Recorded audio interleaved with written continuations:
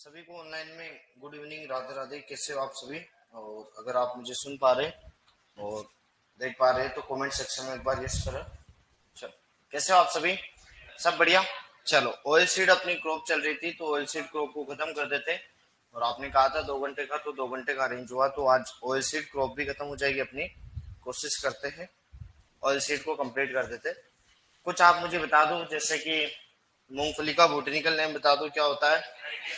अरे कैसे? हाइपोजिया। और सरसों का बता दो, सरसों का क्या होता है? ब्रेसिका स्पीसीज होता है। आप मुझे सोयाबीन का बताओ एक बार, क्या होता है? ग्लाइसिन मैक्स हो जाता है। और इसके अलावा सरसों का हो गया, मूंगफली का हो गया। आप मुझे इतना सा बता दीजिए कि मूंगफली है जो कौन से परिवार के सदस्य है? लेग्यूमिनेसी। सरसों कौन से परिवार का है? ब्रेसिकेसी। और सोयाबीन कौन से है? हैं? सोयाबीन भी तो लेग्यूमिनेसी है। प्रोटीन की मात्रा कितनी होती है सोयाबीन में? 40 होती है।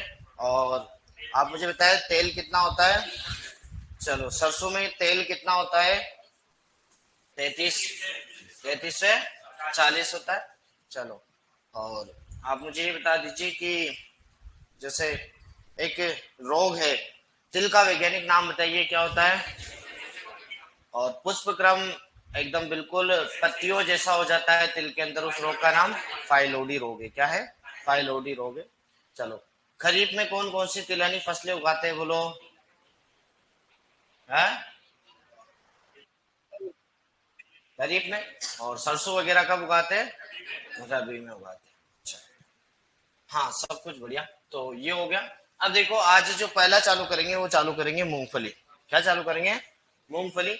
मूंगफली निकाल देता हूँ, थोड़ा सा बेसिक आपको समझा दूंगा। हाँ, कल क्लास इसलिए नहीं हुई, कल चला गया था, कोई काम था। और कल तो वैसे 12 बजे चले गए थे। चलो, शाम की क्लास ही नहीं ली कोई।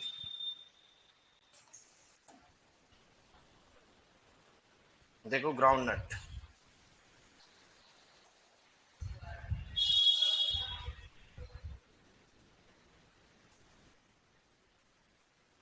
मूंगफली। मूंगफली के बारे में बताओ, नंबर ऑफ क्रोमोसोम कितने होते हैं ये बता दो। कितने होते हैं? 40 होते हैं। देखो, तो आज पहली जो क्रॉप चालू करेंगे वो करेंगे मूंगफली। मूंगफली। मूंगफली एरेकिस हाइपोजिया। हम जानते हैं कि इसका बोटेनिकल नेम क्या होता है? एरेकिस हाइपोजिया होता है। और अगर मैं बात करूं नंबर ऑफ क्रोमोसोम की, तो बताओ कितने होते हैं? 40। तो कुछ चीजें तो आप जानते हैं कि एरेकिस हाइपोजिया, एरेकिस हाइपोजिया, हाइपोजिया। बात करें नंबर ऑफ क्रोमोसोम की, तो वह होते हैं 40। कितने होते हैं? 40। और कुल की बात करें तो कुल जो होता है वह होता है क्या? लेग्यूमिनेसी। क्या होता है? लेग्यूमिनेसी होता है। लेग्यूमिनेसी। और बात करें इसके उत्पत्ति स्थान की, तो ब्राजील है। क्या है बोलो? ब्राजील है। ब्राजील। और बात करें इसके पुष्प क्रम की, तो रेसी में। क्या है? रेसी में। फल प्रकार लोमेंटम होता है। क्या होता है? लोमेंटम है। तेल की मात्रा बता दो आप, तो कितनी है बोलो? इसके अंदर जो तेल की मात्रा पाई जाती है वो कितनी होती है? 45। हाँ। और क्या है? इपीजीएल। क्या है? इपीजीएल। इपीजीएल अंकुरण है। ये तो कुछ बेसिक परिचय हो गया। अब देखो, कुछ अच्छे फैक्ट्स मैं बताता हूँ कि एक भारत की वो तिलहनी फसल है। भारत की क्या है? भारत की प्रमुख तिलहनी फसल आती है, तिलहनी। भारत में सबसे ज्यादा है कि भारत में सर्वाधिक तेल किसका खाते हैं? तो मूंगफली में, मूंगफली का, है ना। और राजस्थान में देखो, राजस्थान में सरसों। राजस्थान में कौन है? सरसों है। और विश्व में कौन है? विश्व में सोयाबीन। विश्व में क्या है? सोयाबीन। और सोयाबीन यूएसए में सर्वाधिक खाते हैं। कहाँ खाते हैं? यूएसए। तो ये भारत की और राजस्थान की और विश्व की। राजस्थान के दूसरे नंबर पे जो आती है वो मूंगफली है ना। राजस्थान में दूसरे नंबर पे आती है वो कौन है? मूंगफली।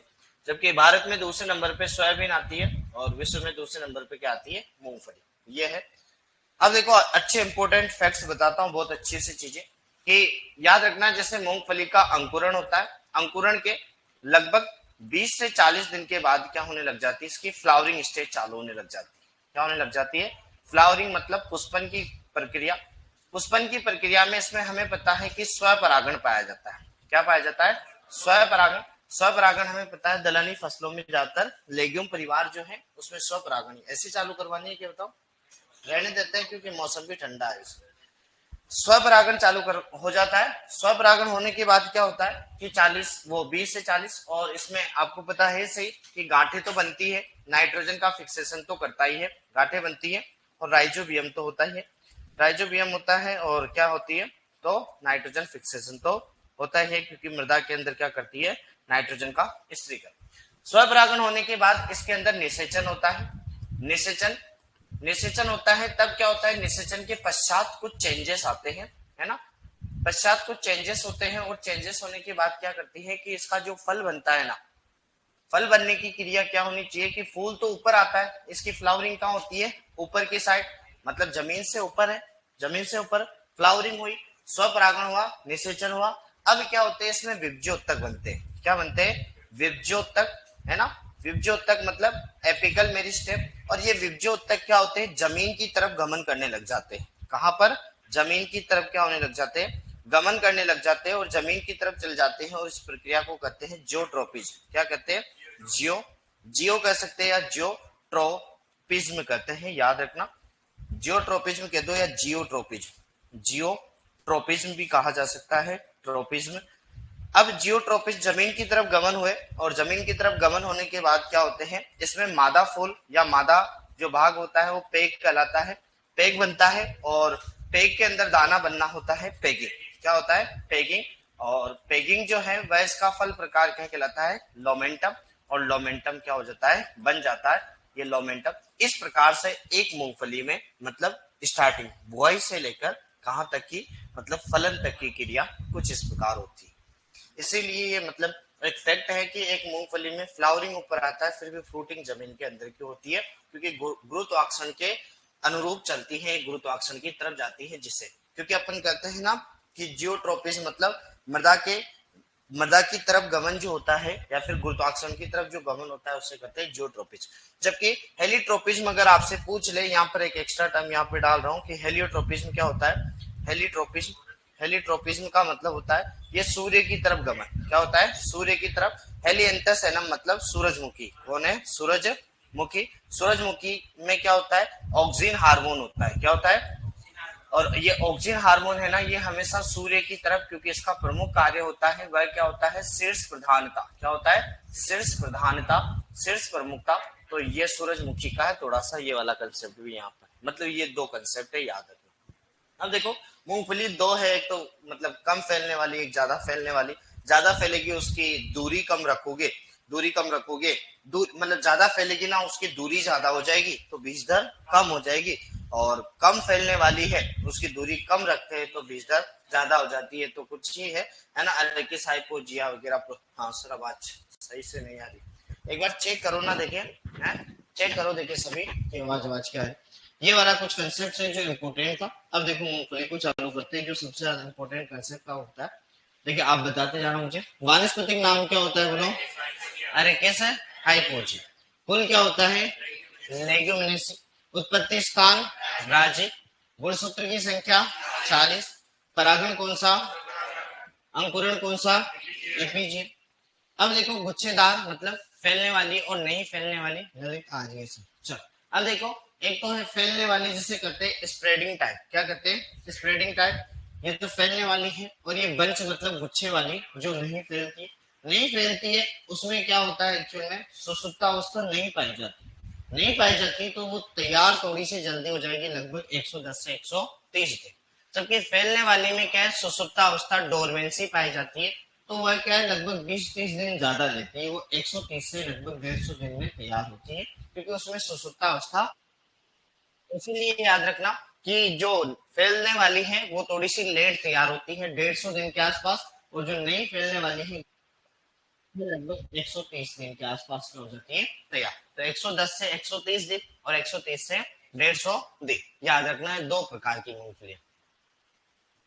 फिर देखो सेकंड पॉइंट है सुसुप्तावस्था। सुसुप्तावस्था जिसमें क्या है कोई भी उपापचय क्रिया नहीं होती, किसी भी जीव की, किसी भी पौधे की, किसी भी बीज की अगर उपापचय क्रिया वहीं पर रुक जाती है मेटाबॉलिक एक्टिविटीज, उसे कहते हैं डोरमेंसी या फिर उसे कहते हैं क्या, सुसुप्तावस्था।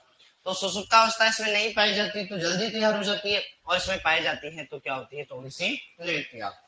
दोनों के वैज्ञानिक नाम अरेकिस हाइपोजिया, अरेकिस हाइपोजिया। इनकी बार पर्टिकुलर पूछे तो याद रखना ये क्या होता है, फेस्टिजिएटा।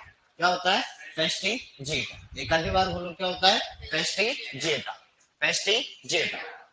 ये अरेकिस हाइपोजिया प्रोकेबेस क्या होता है, प्रोकेबेस। अरेकिस हाइपोजिया क्या होता है, प्रोकेबेस। अच्छा याद रखना, तो इधर क्या याद रखोगे, अरेकिस हाइपोजिया, फेस्टिजिएटा, और ये क्या होता है, प्रोकेबेस। क्या होता है, प्रोकेबेस। फिर देखो अर्थिंग अप की क्रिया की जाती है और अर्थिंग अप की क्रिया नहीं की जाती। अर्थिंग अप का मतलब होता है मिट्टी चढ़ाना। क्या होता है, मिट्टी चढ़ाना। मिट्टी क्यों चढ़ाई जाती है, देखो मिट्टी चढ़ाना। अर्थिंग अप का मतलब होता है मिट्टी चढ़ाना। देखो ये फैलने वाली है, फैलने वाली में मिट्टी नहीं चढ़ाई जाती क्योंकि वह जमीन में इस प्रकार फैलती है कि वैसे वो तो ढकी हुई रहती है, पर वो कम फैलने वाली है, गुच्छे वाली है, तो उसमें मिट्टी चढ़ाई जाती है क्योंकि उसके पेग मतलब बाहर आ जाते हैं। पेग मतलब मादा भाग, पेग मतलब क्या होता है, मादा भाग। वो पेगिंग अवस्था है ना, वही सर्वाधिक क्रांतिक अवस्था होती है, याद रखना सिंचाई वगैरह के लिए भी। क्या होती है, ये जो पेगिंग अवस्था है ना, यही सर्वाधिक इंपोर्टेंट है क्योंकि यही सिंचाई के लिए भी सबसे ज्यादा क्या होती है, क्रांतिक अवस्था होती है, क्योंकि ये पेग मादा भाग क्या कहलाता है, पेग कहलाता है। और पेग में अपने क्या बनना, दाने बनना क्या कहलाता है, पेग। अब वो फैलने वाली है, वो तो पूरी तरह भूमि को कवर कर लेगी क्योंकि पूरी तरह फैल जाएगी, तो वो पेग है ना, पेग वो जमीन में रहेंगे, मतलब जमीन से बाहर नहीं आएंगे। जबकि गुच्छे वाली में क्या होता है, पेग बाहर आ जाते हैं तो उनका विकास सही से नहीं होता, तो उनमें वापस से क्या चढ़ानी पड़ती है, मिट्टी, जिसे क्या कहा जाता है, अर्थिंग अप।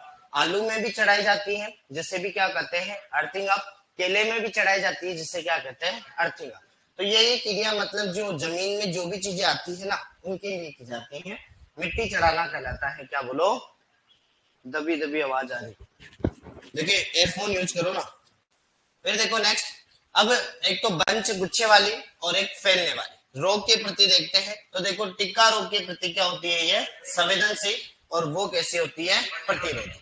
सर्कोस्पोरा से होता है, पर्सोनाटा वगैरह इनके पढ़ेंगे अभी कि एक तो सर्कोस्पोरा, पर्सोनाटा वगैरह जो लेट टिक्का होता है उनके। तो टिक्का रोग होता है जो किससे होता है, कवक से। तो सबसे ज्यादा किसमें होता है, तो सबसे ज्यादा बंच गुच्छे वाली में होती है, फैलने वाली में ये रोग नहीं होता, याद रखना। तो टिक्का रोग के प्रति संवेदनशील जो होती है वह कौन है, गुच्छेदार, और फैलने वाली में ये रोग नहीं होता। फिर देखो गुच्छेदार है, इसकी बीज दर जो होती है, अब ये फैलती नहीं है, फैलती नहीं है तो याद रखना दूरी जो है वह कम रखते हैं, 30 इंटू 10 सेंटीमीटर, तो बीज दर थोड़ी सी ज्यादा होती है, 80 से 100 किलोग्राम प्रति हेक्टेयर। अब ये फैलती है तो इसकी दूरी रखते हैं 45 इंटू 15 सेंटीमीटर, तो इसकी बीज दर क्या हो जाती है, बोलो कम, कितनी, 60 से 80 किलोग्राम प्रति हेक्टेयर। 60 से 80 किलोग्राम ही अपने वो मटर जो है ना, उसकी भी ये रखी जाती है बीज दर, याद रखना। क्योंकि मटर की, हॉर्टिकल्चर मटर की तो 80 से 100, और अपने फील्ड क्रॉप्स की जो होती है 60 से 80, तो 60 से 80 रखी जाती है फैलने वाली मूंगफली की। 100 किलोग्राम आपको पता है गेहूं चावल की भी 100 ही चलती है, और अपने वो क्या नाम है, गुच्छेदार मूंगफली की भी कितनी चलती है, 100 किलोग्राम के आसपास। फिर देखो पौधों की संख्या, अब पौधों की संख्या यहाँ पर दूरी कम है, दूरी कम है तो पौधों की संख्या क्या हो जाएगी, ज्यादा हो जाएगी, 3.3 लाख। और यहाँ पर देखो दूरी ज्यादा है तो पौधों की संख्या क्या हो जाएगी, कम, लगभग 2.2 लाख। ये नहीं पूछेगा, ये तो अपने को पता है, ऊपर क्षेत्रफल रखना है, नीचे दूरी रखनी है, पौध संख्या ज्ञात कर सकते हैं, याद रखना। फिर देखो किसमें, अब जो बंच गुच्छे वाली है जिसमें एक तो 47 नहीं, एक तो 12, एक 24, 47 याद रखोगे, जिसमें काम हो जाएगा 12 24 कर देना, क्या कर देना, 12 24 कर देना। अरे किस हाइपोजिया से अपने को याद रखना है कि एक नाम से किसमें आती है, क्या आती है, एक नाम से किसमें आती है, 12 24। इधर याद रखना जीजी 2 और जीजी 7, एक है चित्रा, एक है चंद्रा, एक M13, एक है टाइप 16। देखो ऐसे याद रख सकते हैं, आरसीए में सीएम क्या है, आरसीए में सीएम, आरसीए में कौन, आर का मतलब एक तो RS11 होती है, एक सी का मतलब चंद्रा, क्या होती है, चंद्रा। एक होती है अंकुर, क्या होती है, अंकुर, कौन होती है, अंकुर। एक सी से याद रखना चित्रा, क्या याद रखना, चित्रा। एक होती है M13, क्या होती है, M13। ये किसमें जो होती है वह कौन सी होती है, तो यह फैलने वाली स्प्रेडिंग टाइप। ये कुछ इंपोर्टेंट है। आरसीए में कौन आया बोलो, सीएफ। आरसीए जानते हैं राजस्थान कॉलेज ऑफ एग्रीकल्चर, अपने राजस्थान का टॉप 1 कॉलेज है, तो आरसीए में सीएफ। आर का मतलब क्या होता है, आरएस 11, सी का मतलब चंद्रा, ए का मतलब अंकुर, सी का मतलब चित्रा, एम का मतलब एम 13। ये किसमें काय की है, तो ये है फैलने वाली मतलब स्प्रेडिंग टाइप मूंगफली। इधर तो याद ही रखना है AK 12 और AK 24 है ना। AK 47 याद रखोगे जिसमें काम हो जाएगा कि 12 और 24। ये लिखना चाहो तो लिख लो बोले से। आवाज गूंज रही है, क्या करे यार, बताओ तुम्हें।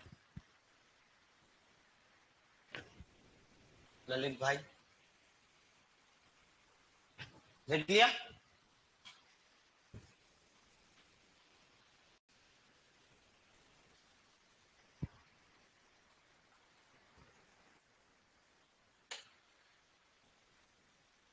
चले आगे, चल फिर रिवाइज भी करा दूंगा बाद में। देखो मूंगफली में तेल और प्रोटीन की मात्रा, तो मूंगफली में तेल कितना पाया जाता है बोलो, 45%, और प्रोटीन की मात्रा कितनी है, 25। अब देखो याद रखना अपने सोयाबीन का कंसेप्ट थोड़ा इंपॉर्टेंट है, क्योंकि उधर क्या है प्रोटीन की मात्रा ज्यादा होती है, कितनी 40 होती है, और तेल की मात्रा 20 है। परंतु इधर मूंगफली में तेल की मात्रा तो 45 है और प्रोटीन की मात्रा क्या है, 25। मतलब प्रोटीन का भी अच्छा स्रोत है, क्योंकि मूंगफली के दाने भी तो काम में आते हैं। अपन पीनट का जूस पी लेते हैं, पीनट बटर खा लेते हैं, है ना। ये जो भी जिम जाते हैं उनके लिए पीनट का वो बटर आता है, उसका सजेस्ट किया जाता है। तो मतलब जो भी एक्सरसाइज करने वाले हैं उनके लिए भी अच्छी है। और अपने ऑयल भी निकाला जाता है, और इसकी खली जो निकलती है वो पशुओं के लिए भी बहुत अच्छी है। तो मतलब मूंगफली का कई सारे उपयोग है, अपन कर सकते हैं, है ना। इनकी खलियां कई ज्यादा महंगी मिलती है, अपेक्षाकृत दूसरों से तो महंगी मिलती है।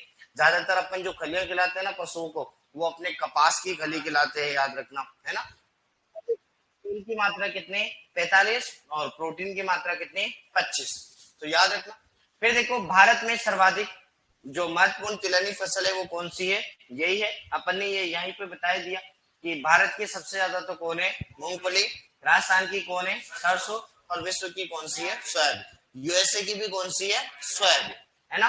और अपन कहते हैं कि पहली जो वो है क्या नाम है ट्रांसजेनिक क्रॉप, वो कौन सी थी, तंबाकू।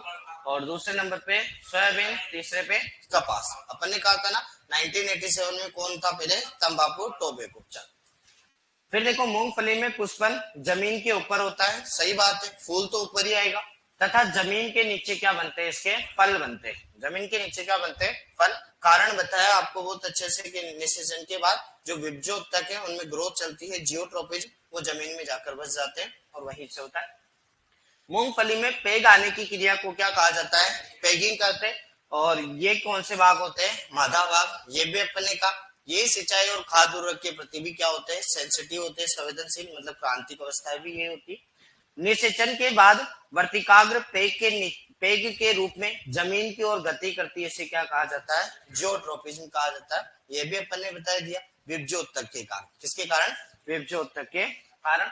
मूंगफली में देखो विटामिन B12 के अलावा सभी विटामिन बी वगैरह पाए जाते हैं। विटामिन B12 साइनिक कोबालेमिन, याद रखना विटामिन B12 जो है वो साइनिक कोबालेमिन है। मेरे में तो वैसे ही कम है, देखो मैं तो चेक करा के आ गया, एक दिन दुख हो गया मेरे जब से। तो विटामिन B12 इसे कहा जाता है कोबालोमिन, क्या कहा जाता है, कोबालामिन, या फिर इसे ही कहा जाता है साइनो कोबालेमिन। क्या कहा जाता है, साइनो कोबालेमिन, साइनो कोबालामिन, कोबाला। पूछा जाए तुमसे कि बताओ विटामिन B12 के निर्माण के लिए कौन सा पोषक तत्व जिम्मेदार है, तो याद रखना विटामिन B12 के लिए जो है वह पोषक तत्व जो जिम्मेदार होता है वह होता है कोबाल्ट CO। कौन होता है, कोबाल्ट होता है।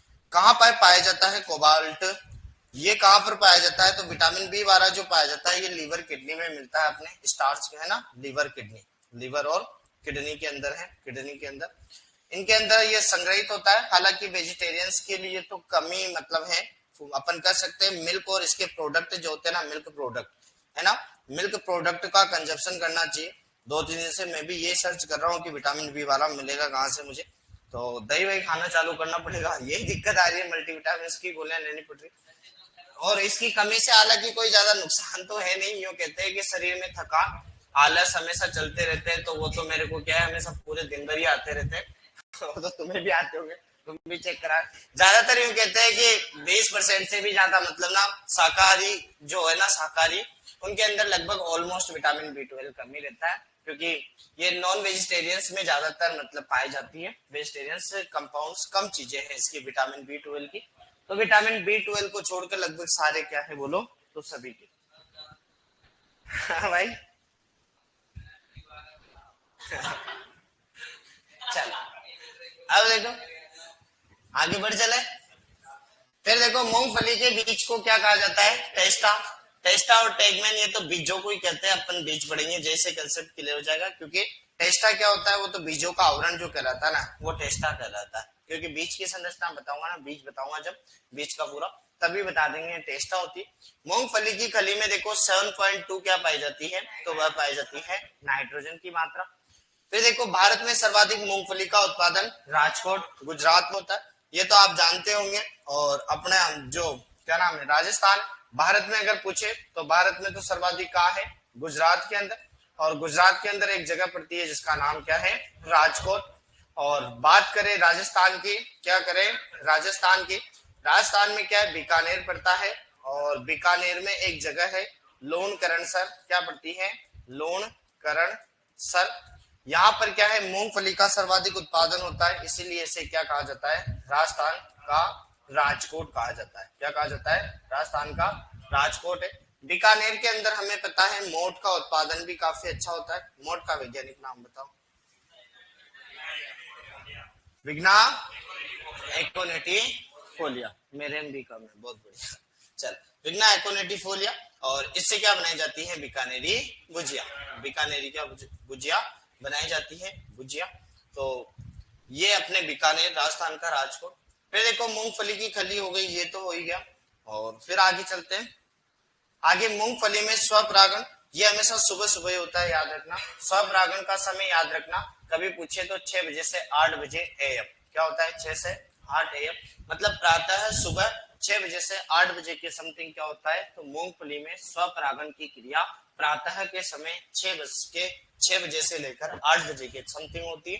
तो प्रातः के समय क्या होता है, स्वपरागण।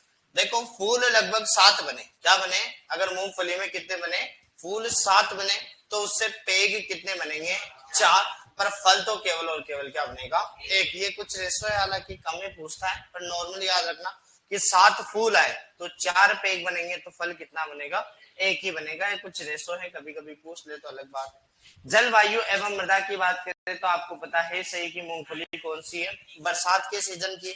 बरसात में अपने गांव में खूब उगाते हैं, है ना, दालों के बीच में डाल देते हैं, या फिर अपन बरसात में जो भी फसलें उगाते हैं ना, उनके बीच बीच में और उगा देते हैं, हमें पता है। खरीफ की अपन कह सकते हैं फसल है, C3 प्लांट होता है। और खरीफ की जो फसलें होती है वह कैसी होती है, SDP, मतलब शॉर्ट डे प्लांट है। पेग बनने के लिए अगर उपयुक्त तापमान पूछे तुमसे, तो याद रखना 20 से 25 या 20 से 23 डिग्री सेंटीग्रेड, 20 से 25 याद रखना रेंज में। पेग की वृद्धि 20 डिग्री सेंटीग्रेड से कम तापमान होने पर क्या हो जाती है, बंद हो जाती है। वैसे क्या है, पेग की वृद्धि जब भी तो अपन कहते हैं कि बरसात के समय पे नॉर्मली जब बरसात वगैरह होती है और खेत में बहाव आती है, तब मूंगफली की बुआई करते थे, ज्यादा लेट नहीं जाते। ज्यादा लेट जाते हैं तो क्रॉप उधर और आगे जाती है, और उधर सर्दियों का मौसम आने लग जाता है। सर्दियों का मौसम आता है तो उधर थोड़ा सा प्रभाव पड़ता ही। और अपन ने कहा कि 20 से 40 दिन के बाद तो क्या होने लग जाती है, इसमें फ्लावरिंग आने लग जाती है। तो ये क्रिया, हालांकि इसमें खुद में भी परिवर्तन हो जाता है, फ्लावरिंग जल्दी आती है, जल्दी पेग बनता है। तो ये मूंगफली की खुद की मॉर्फोलॉजिकल कैरेक्टर भी है कि ये खुद ही कंप्लीटली मतलब पहले करने लग जाती है। तो याद रखना कि 20 डिग्री से कम नहीं जाना चाहिए, वरना क्या होती है, पेगिंग की जो क्रिया है वो कहीं ना कहीं प्रभावित होती है। उपयुक्त मृदा पूछे तो बलुई या रेतीली दोमट मृदा, एक ही आज ही एक ही कंसेप्ट बता रहा हूँ। देखो मृदा का तो सोइल का तो एक ही कंसेप्ट है। देखो जो मिट्टियां होती है ना, मिट्टियां सबसे बढ़िया तो दोमट होती है, हमें पता है। दोमट दुनिया भर के लिए मतलब काफी अच्छी होती है, दुनिया भर की कोई सी भी फसल ले लो, क्योंकि दो का मतलब होता है दो। दो का मतलब क्या होती है, दो। और मट का मतलब होती है मिट्टियां, क्या होती है, मिट्टियां। दो मिट्टियों के मिलने से बनती है, उसे कहा जाता है दोमट। अंग्रेजी में कहा जाता है लोमी, क्या कहा जाता है, लोमी। दो मतलब कौन कौन सी, एक तो रेतीली और एक तो कौन होती है, रेतीली मिट्टी। है ना, और एक जो काली वगैरह मिट्टी होती है ना, इन दोनों के मिलने से, हालांकि ये रेतीली जो होती है इनके अंदर अपन कह सकते हैं कि एरेशन मतलब वायु का संचार काफी अच्छा होता है, परंतु वाटर होल्डिंग कैपेसिटी क्या होती है, कम। जबकि काली के अंदर क्या होती है, एरेशन की मात्रा तो कम होती है परंतु वाटर होल्डिंग कैपेसिटी क्या होती है, ज्यादा होती है। तो दोनों मिट्टियों को मिलाते हैं तब जाके मिलती है दोमट। पर याद रखना अगर इसकी क्वांटिटी क्या होती है, आगे पीछे होती है। जैसे मैंने कहा कि रेतीली की मात्रा ज्यादा ले ली, माना कि 70% और 30% इसको, तो ये जो बन जाती है ये मतलब अलग अलग रेशो पे अलग अलग ले सकते हैं, ऐसी कुछ नहीं। तो ये होती है रेतीली दोमट। क्या होती है, रेतीली दोमट। अब इस रेतीली दोमट में क्या है, जो भी चीज याद रखना, कोई सी भी चीज ऐसी, कोई सी भी चीज या कोई सी की भी खेती कर लो जिनकी खेती मतलब जमीन के नीचे होती है। जमीन के नीचे का इन द सेंस मेरा मतलब है कि इनके फल वगैरह जो भी है वो चीज अगर जमीन के नीचे आएगी, जैसे अपन हल्दी ले लो, गाजर ले लो, आलू ले लो, मूंगफली वगैरह, जो भी जमीन के अंदर आते हैं, जो भी जमीन के अंदर आते हैं उनके लिए हमेशा हमेशा हमेशा रेतीली दोमट मृदा करते हैं। कारण ये होता है कि एक तो इनको फैलने के लिए जगह चाहिए। क्या चाहिए इनको, फैलने के लिए जगह चाहिए। फैलने के लिए जगह चाहिए तो रेतीली जो मिट्टी है ना, रेतीली मिट्टी में वायु का संचार अच्छा होता है, इसलिए एक तो इनको जगह मिल जाती है वायु संचार के कारण, है ना। जैसे मतलब ये काली मिट्टी में कभी पानी डालोगे ना तो उसकी वो मृदा के पार्टिकल्स है ना, सोइल के पार्टिकल्स, वो अपने आप क्या हो जाते हैं, पास पास में आ जाते हैं। क्योंकि हमें ये चीज तो पता होगी सही आपको, तो जनरल वे में देखो ये मिट्टी जो होती है, इस मिट्टी में क्या है, कुछ है जैसे 50% जो है ना, अब इसमें जैसे 5% और 45%, 45 5 क्या पाया जाता है, 5 क्या है, कार्बनिक पदार्थ ऑर्गेनिक मैटर, और ये कौन है, मिनरल्स। इसमें क्या है, 25% तो मृदा का जल है और 25% क्या है, मृदा की वायु। अब देखो, अब ये वाला 50% तो मृदा ठोस है और 50% मृदा का वायु संचार है ना, कह सकते हैं मतलब सोइल पोर स्पेस है। अब ये वाला जो भाग है ना, ये वाला भाग आपस में एडजस्टेबल होता है। माना कि अगर मिट्टी में पूरा जल भरा गया, जैसे water logging condition, water logging condition में खेत में पानी भरा गया, तब इसने ये 25% जो जल मतलब जगह घेरी है ना, वो वायु की घेरी है, इसकी जगह नहीं घेरेगा। और मिट्टी एकदम बिल्कुल सूखी, एकदम ड्राइड है, बिल्कुल उसमें पानी नहीं, तो ये वायु है ना, ये इसकी जगह घेरेगा जल का। इसलिए वो वाला जो है ना साइन ऐसे आता है, एडजस्टेबल मूवमेंट वही वाला होता है। तो अब देखो मिट्टी में जैसे क्या है, रेतीली नहीं होगी, एकदम बिल्कुल पानी, पानी की बात, मृदा के पार्टिकल्स पास पास में चिपक जाएंगे तो फैलेंगे नहीं, फैलेंगे नहीं तो ग्रोथ नहीं होगी, तो फल नहीं बनेंगे। तो इसीलिए हमेशा जमीन के नीचे जो भी चीज आए, कोई सी भी चीज, चाहे वो अदरक हल्दी केला कुछ भी हो, चाहे वो कोई सी भी सब्जियां हो, चाहे अपने ये कोई सी भी मूंगफली वगैरह हो, आलू हो गया, ये कोई सी भी चीज है, वो हमेशा इसी का कारण है, याद रखना। इसलिए रेतीली दोमट मृदाएं काफी अच्छी होती है। ये अच्छा सा कंसेप्ट है, याद रखना, सोइल का बड़ा इंपॉर्टेंट। तो फिर नेक्स्ट है देखो सिंचाई प्रबंधन। सिंचाई के लिए आपको बता ही रखा है कि सिंचाई, मूंगफली की सिंचाई की सबसे क्रांतिक अवस्था एक ही चीज बता रखी है, पैगिंग। क्या है बोलो, पैगिंग। गेहूं की क्या होती है, CRI। चावल की बूटिंग, चावल की बूटिंग। चना की फूल आने से पहले दलहनी की फूल आते समय, और अपने क्या नाम है इधर, क्या है, मूंगफली की पैगिंग। क्या है, मूंगफली की पैगिंग। ये कुछ इंपोर्टेंट कंसेप्ट है, सीधे सीधे से एक एक लाइन के है।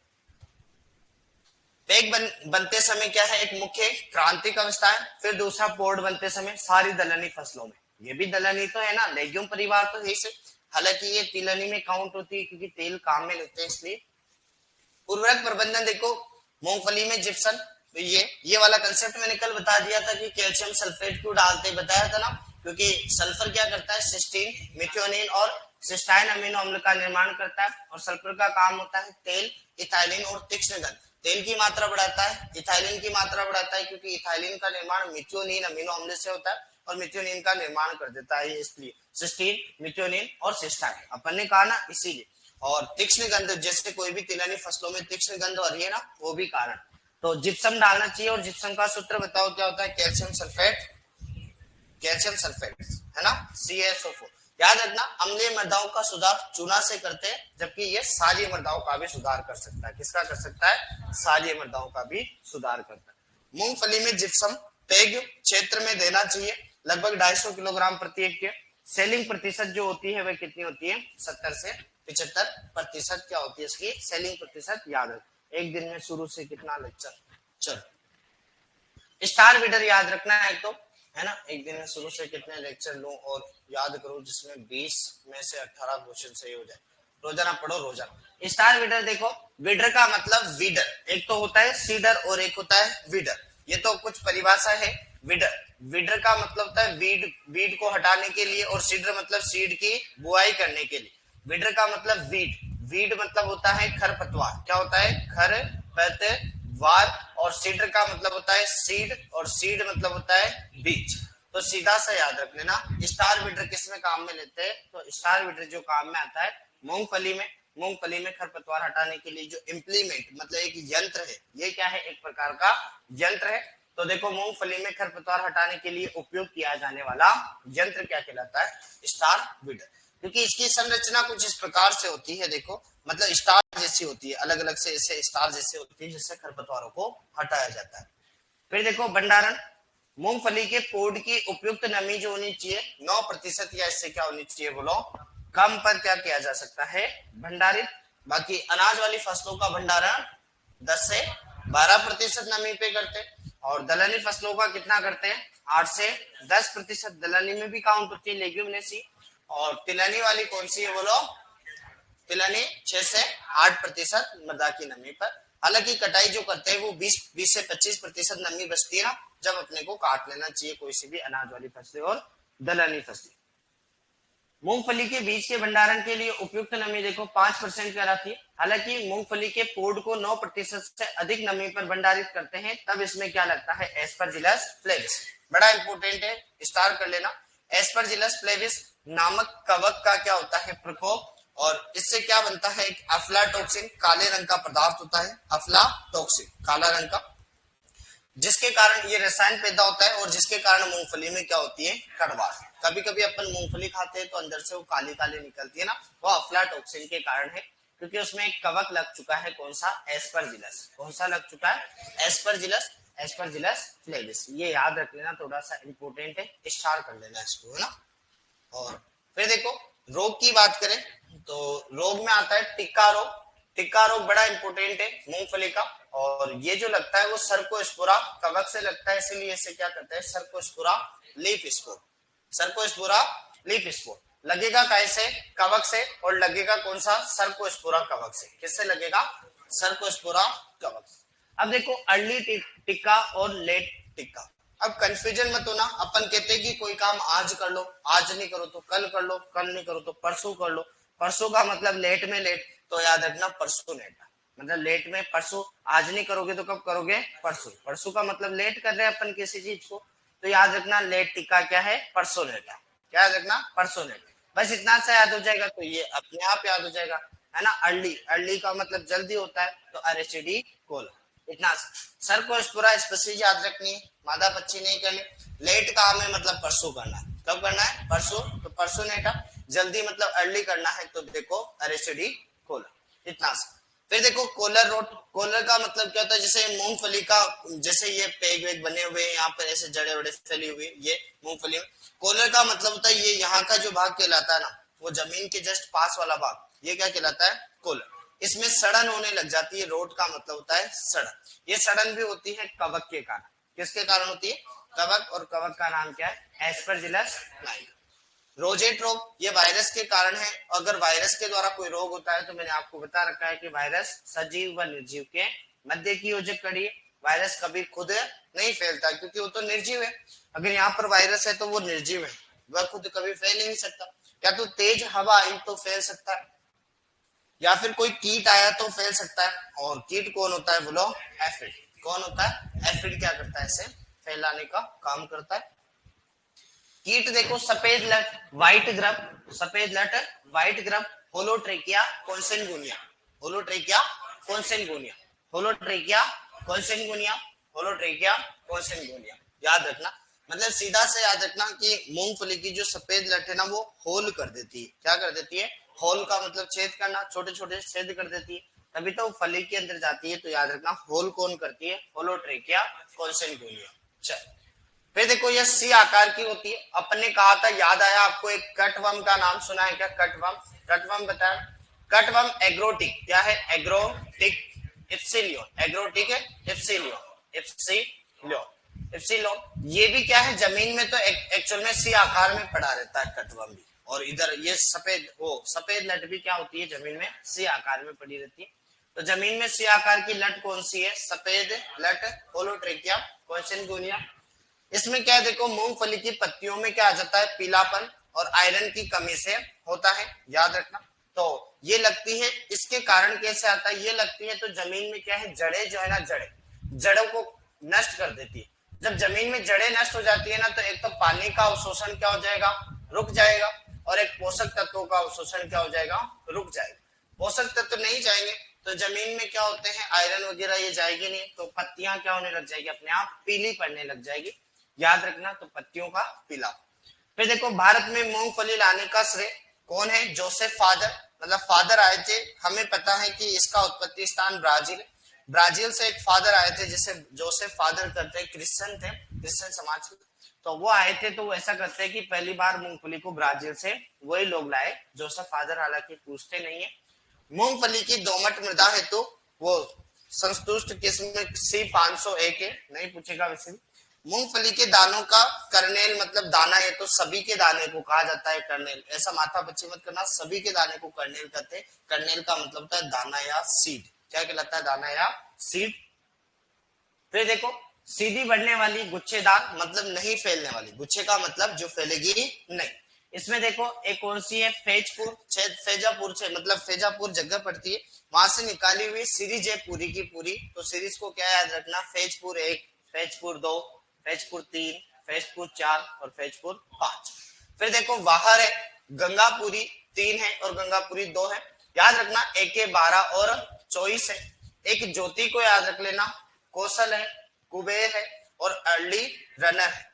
फिर फैलने वाली का याद रखना कि फैलने वाली में अपने बताया कि आरसीए में सी है, याद रखा, RS 11 थी, है ना, RS 11 हो गई, और सी का मतलब चंद्रा हो गया, है ना, ए का मतलब अंकुर हो जाता है ना, फिर सी का मतलब एक और क्या बताया बोलो, चित्रा, है ना, और एम का मतलब M13। ये बड़ी इंपॉर्टेंट है, एक ही जगह करवा दी मैंने।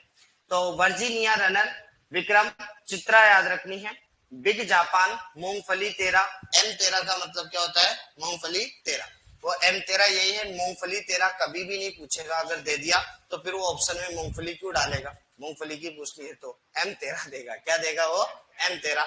जब मूंगफली 13 ही देगा, अगर मूंगफली 13 दे देगा कि मूंगफली 13 किसकी किस्म है, तो खराब काम होगा। M13, T25 और T28 है, C501 है, और ज्योति है। मूंगफली की देखो इस जाति में सर्वाधिक क्या होती है, तेल की मात्रा। हमने कहा है कि मूंगफली में तेल की मात्रा कितनी पाई जाती है, 43%। ये तो ऑयल की मात्रा है, और 25% क्या होती है, प्रोटीन की मात्रा है, प्रोटीन की मात्रा। पर देखो इधर कहाँ गई ज्योति, ज्योति क्या है, ज्योति में तो पूछो मत, आंखों की ज्योति बढ़ा दी इसने, तो कितना तेल आया इसमें, 53.3। परंतु इस जाति में मूंगफली का टिक्का रोग सबसे ज्यादा होता है। तो यही बात है कि टिक्का, सर्कोस्पोरा क्या है, एराचिडिकोला, क्या सर्कोस्पोरा पर्सोनेटा। अब सर्कोस्पोरा स्पीशीज याद रखना, बस लेट का परसू याद रखोगे जिसमें एराचिडिकोला अपने आप याद हो जाए। तो ज्योति में सबसे ज्यादा तेल, सभी प्रजातियों में तो नहीं ज्योति के नाम से ऐसे हो अरे तू रहने दे। अब देखो एक ही मिनट में पूरा रिवाइज करवा देते। वही है कि मूंगफली का बोटेनिकल नेम क्या है, अरे के साहिब पूछिए, बताओ गुणसूत्र की संख्या, परिवार कौन सा, उत्पत्ति, पुष्पक्रम, फल प्रकार, भारत की मुख्य तिलहनी फसल, राजस्थान की, विश्व की, बताओ तेल की मात्रा कितनी, तेल 45, बताओ प्रोटीन कितना, प्रोटीन कितना, और अंकुरण कौन सा, भारत की तिलहनी फसल कौन, ये तो अपन। बताओ अंकुरण कितने दिन में है, और 20 से 40 दिन में क्या होने लग जाती है, फ्लावरिंग। फ्लावरिंग के बाद क्या होता है, स्वपरागण, स्वपरागण के बाद निषेचन, निषेचन के पश्चात कौन से उत्तक, विभज्योत्तक, विभज्योत्तक की गति जमीन की तरफ, इस क्रिया को जियोट्रोपिज्म, मादा भाग को क्या कहते हैं, पेग, पेग बनने की क्रिया पेगिंग, पेगिंग मतलब मोमेंटम वाला भाग। बताओ सिंचाई के प्रति भी संवेदनशील, नाइट्रोजन फिक्सेशन करती है, राइजोबियम गांठे है, और जियोट्रोपिज्म और एक शब्दावली और होती है हेलिट्रोपिज्म, जो प्रकाश की तरफ गमन किसमें पाया जाता है? Helianthus annuus. हेलियंथस एनम मतलब सूरजमुखी। और सूरजमुखी का सूर्य की तरफ गमन होता है ऑक्सीजन, क्योंकि ऑक्सीजन का मुख्य काम है शीर्ष प्रधानता। ये बता दिया ग्राउंड नट। ये बेसिक चीज अपनी होगी, बेसिक है ना। ये देखो, एक तो है गुच्छे वाली, एक है फैलने वाली। फैलने वाली में दिन ज्यादा, कारण सुसुप्तावस्था। कितने दिन? 150। कम फैलने वाली में सुसुप्तावस्था नहीं, दिन ज्यादा 130, ज्यादा 130। अरेकिस हाइपोजिया, अरेकिस हाइपोजिया। और इधर क्या है बोलो? प्रोकेबेंस। और उधर क्या है? फेस्टिजिएटा। कौन है? फेस्टिजिएटा, याद रखना। फिर देखो, अर्थिंग अब की जाती है किसमें? गुच्छेदार। और नहीं की जाती किसमें? फैलने वाली।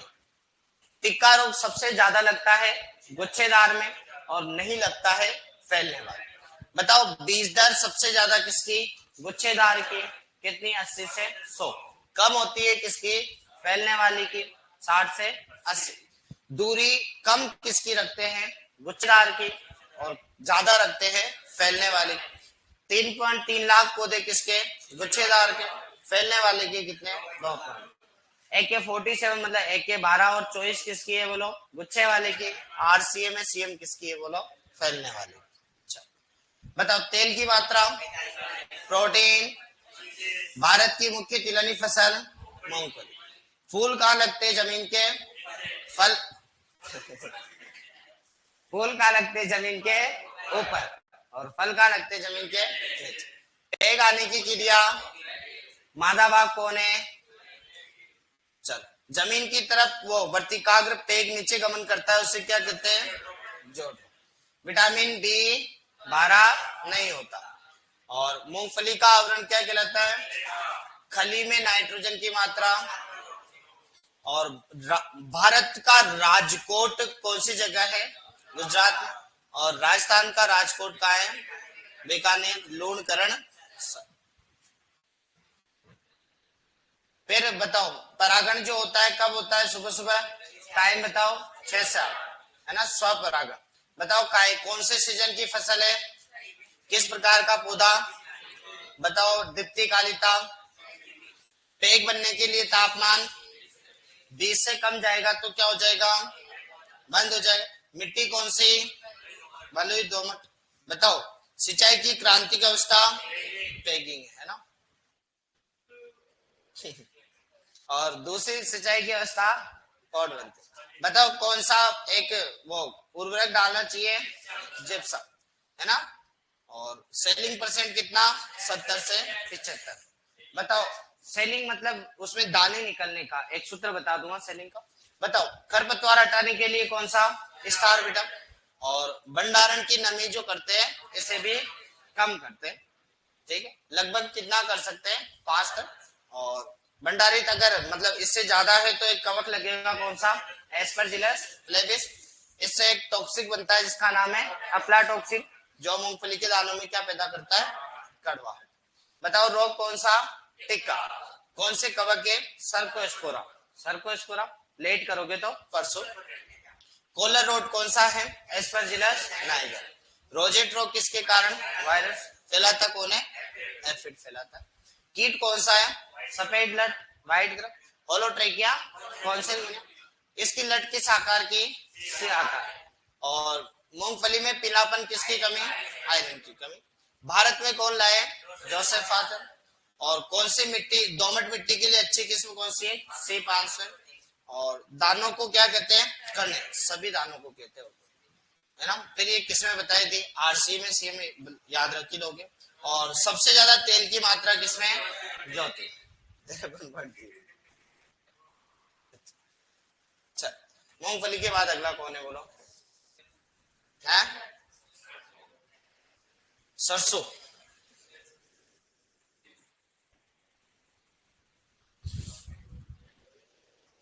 बताओ, मस्टर्ड जो होता है, मस्टर्ड का बोटेनिकल नेम क्या होता है? ब्रेसिका स्पेसिल। क्या रिप्लाई दो अभिषेक भाई? बताओ सर, प्लीज गाइड में, क्या गाइड करो तुझे? बता। सरसों कहाँ गया? मस्टर्ड। आवाज नहीं आ रही? अच्छा, सरसों। बताओ सरसों का वानस्पतिक नाम क्या होता है? Brassica Spacey.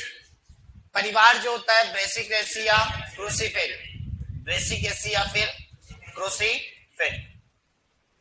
बात करें उत्पत्ति स्थान का तो भारत, या फिर आता है यूरोपियन क्षेत्र, क्या आता है?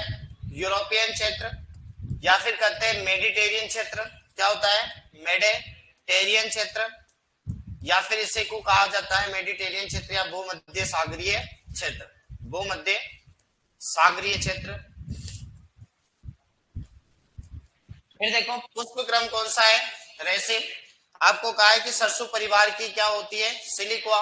मूली की पूछे तो भी कौन है? सिलिक्वा। गोभी वर्ग का पूछे तब भी कौन है? सिलिक्वा। सरसों परिवार का पूछे तब भी कौन है? सिलिक्वा। तारामीरा का पूछे तब भी कौन है? सिलिक्वा। अंकुरण कौन सा है बोलो? इपीजियन। अंकुरण कौन सा है? इपीजियन। रोहित भाई बारिश नहीं रुक रही तो क्या करूं, छाता लेके बैठ जाओ। परागण कौन सा है बोलो? स्वपरागण। पीली में, पर उसी दिन बताया था कि बोरी में क्या होता है? पर परागण बताया था ना। चलो तेल की मात्रा लगभग कितनी है? 33। मुख्यतः याद रखनी है 33, 33 से 37 है, मुख्यतः 33। गुणसूत्र की संख्या 20 से 36। आपको नागा हेरू का ट्राइंगल बता रखा है, एक बार जाके चेक करना। नागा हेरू का ट्राइंगल याद है क्या?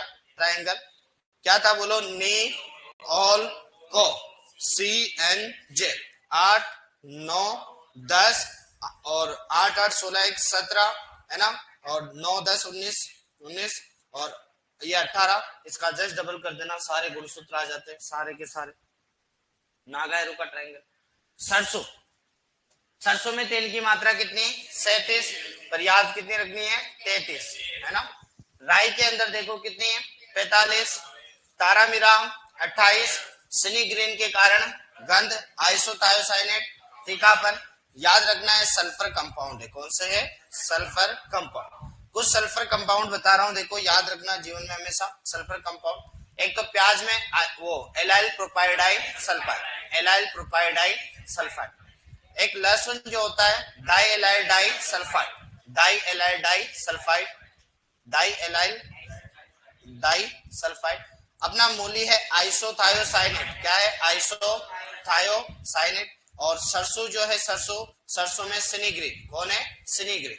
ये याद रखना, ये अपने न्यूट्रिएंट्स वाले चैप्टर से सिनीग्रीन, न्यूट्रिएंट्स वाले चैप्टर के बड़े इंपोर्टेंट 4 क्वेश्चन याद रखना। सल्फर के कंपाउंड है, सल्फर के कारण इसके अंदर गंध आती है। चारों कंपाउंड न्यूट्रिएंट्स, पोषक तत्व पढ़ा होगा वहां बताया होगा चारों के चारों। चल फिर देखो आइसोथायोसाइनेट, थायो का मतलब हमेशा याद रखना सल्फर होता है। थायो का मतलब क्या होता है? सल्फर। आपने थायो यूरिया का नाम सुना होगा। थायो यूरिया का मतलब भी क्या होता है? सल्फर वाला यूरिया। क्या होता है? सल्फर वाला यूरिया। याद रखना, क्योंकि सल्फर ही क्या करता है? तिलहनी फसलों में मुख्यतः भागीदारी निभाता है। फिर देखो ग्लूकोसाइनेट, ये ग्लूकोसाइनेट कहलाता है, साइनेट कहलाता है, याद रखना, नया लिख लेना ग्लूकोसाइनेट। ग्लूकोसाइनेट जो है इसके कारण क्या होता है? सरसों परिवार में कड़वाहटपन का कारण पूछे, क्या पूछे? कड़वाहटपन का कारण पूछे, बिटरनेस का कारण, तो वह होता है ग्लूकोसाइनेट। कौन होता है? ग्लूकोसाइनेट। सरसों में अधिक मात्रा में पाया जाने वाला जो अम्ल है इरोसिक अम्ल है। कौन सा है बोलो? इरोसिक अम्ल है। ये थोड़ा सा याद रखना, इरोसिक अम्ल। चल फिर देखो 37 से 7, इसके कारण मनुष्य में हृदय रोग, कुछ कटा है क्या इसमें? 57, ये इतना पाया जाता है। लगभग तो 41 के आसपास बताते हैं कि 41 के आसपास, 57 के लिखा हुआ है ऐसा कुछ, 40 के आसपास पाया जाता है। और इसके कारण मनुष्य में हृदय रोग होता है। हृदय रोग तो ये मैं बताता हूँ आपको, देखो क्या होता है। एक्चुअल में हमने स्टार्टिंग में एक कंसेप्ट पढ़ा था, सपा और पूफा। पढ़ा आपने? सपा और पूफा। पूफा का मतलब होता है पॉली अनसेचुरेटेड फैटी एसिड, और सपा का मतलब होता है सेचुरेटेड फैटी एसिड। यह कंसेप्ट वहां से जुड़ा होता है कि लिनोलिनिक और लिनोलिक कंपाउंड है ना, और ओलिक ये। अब क्या होता है? पूफा जो होता है ना, पूफा, पूफा के अंदर ऐसे वसीय अम्ल हैं जो हमारे शरीर में मतलब पाचन कर देते हैं। पाचन हो जाता है तेल का तो कोलेस्ट्रॉल की मात्रा नहीं बढ़ती, मोटापा नहीं बढ़ता। और जब कोलेस्ट्रॉल की मात्रा बढ़ती है तब क्या होता है? एक्चुअल में जो हमारा रक्त होता है ना, आरबीसी, रक्त कणिका, हमारे शरीर में कहते हैं कि रक्त कणिका पूरे शरीर में मतलब घूमती रहती है, गमन करती है, ऑक्सीजन के वाहक के रूप में काम करता है। क्योंकि एक आरबीसी 4 हीमोग्लोबिन अणुओं को ले जाने का काम कर, एक हीमोग्लोबिन 4 ऑक्सीजन के अणुओं को ले जाने का काम करती है। ये बायोलॉजी का कुछ कंसेप्ट है, मतलब रक्त कणिकाएं घूमती है। अब रक्त कणिकाओं के अंदर क्या है, तेल की मात्रा बढ़ी और वो क्या हो गई, मोटी हो गई।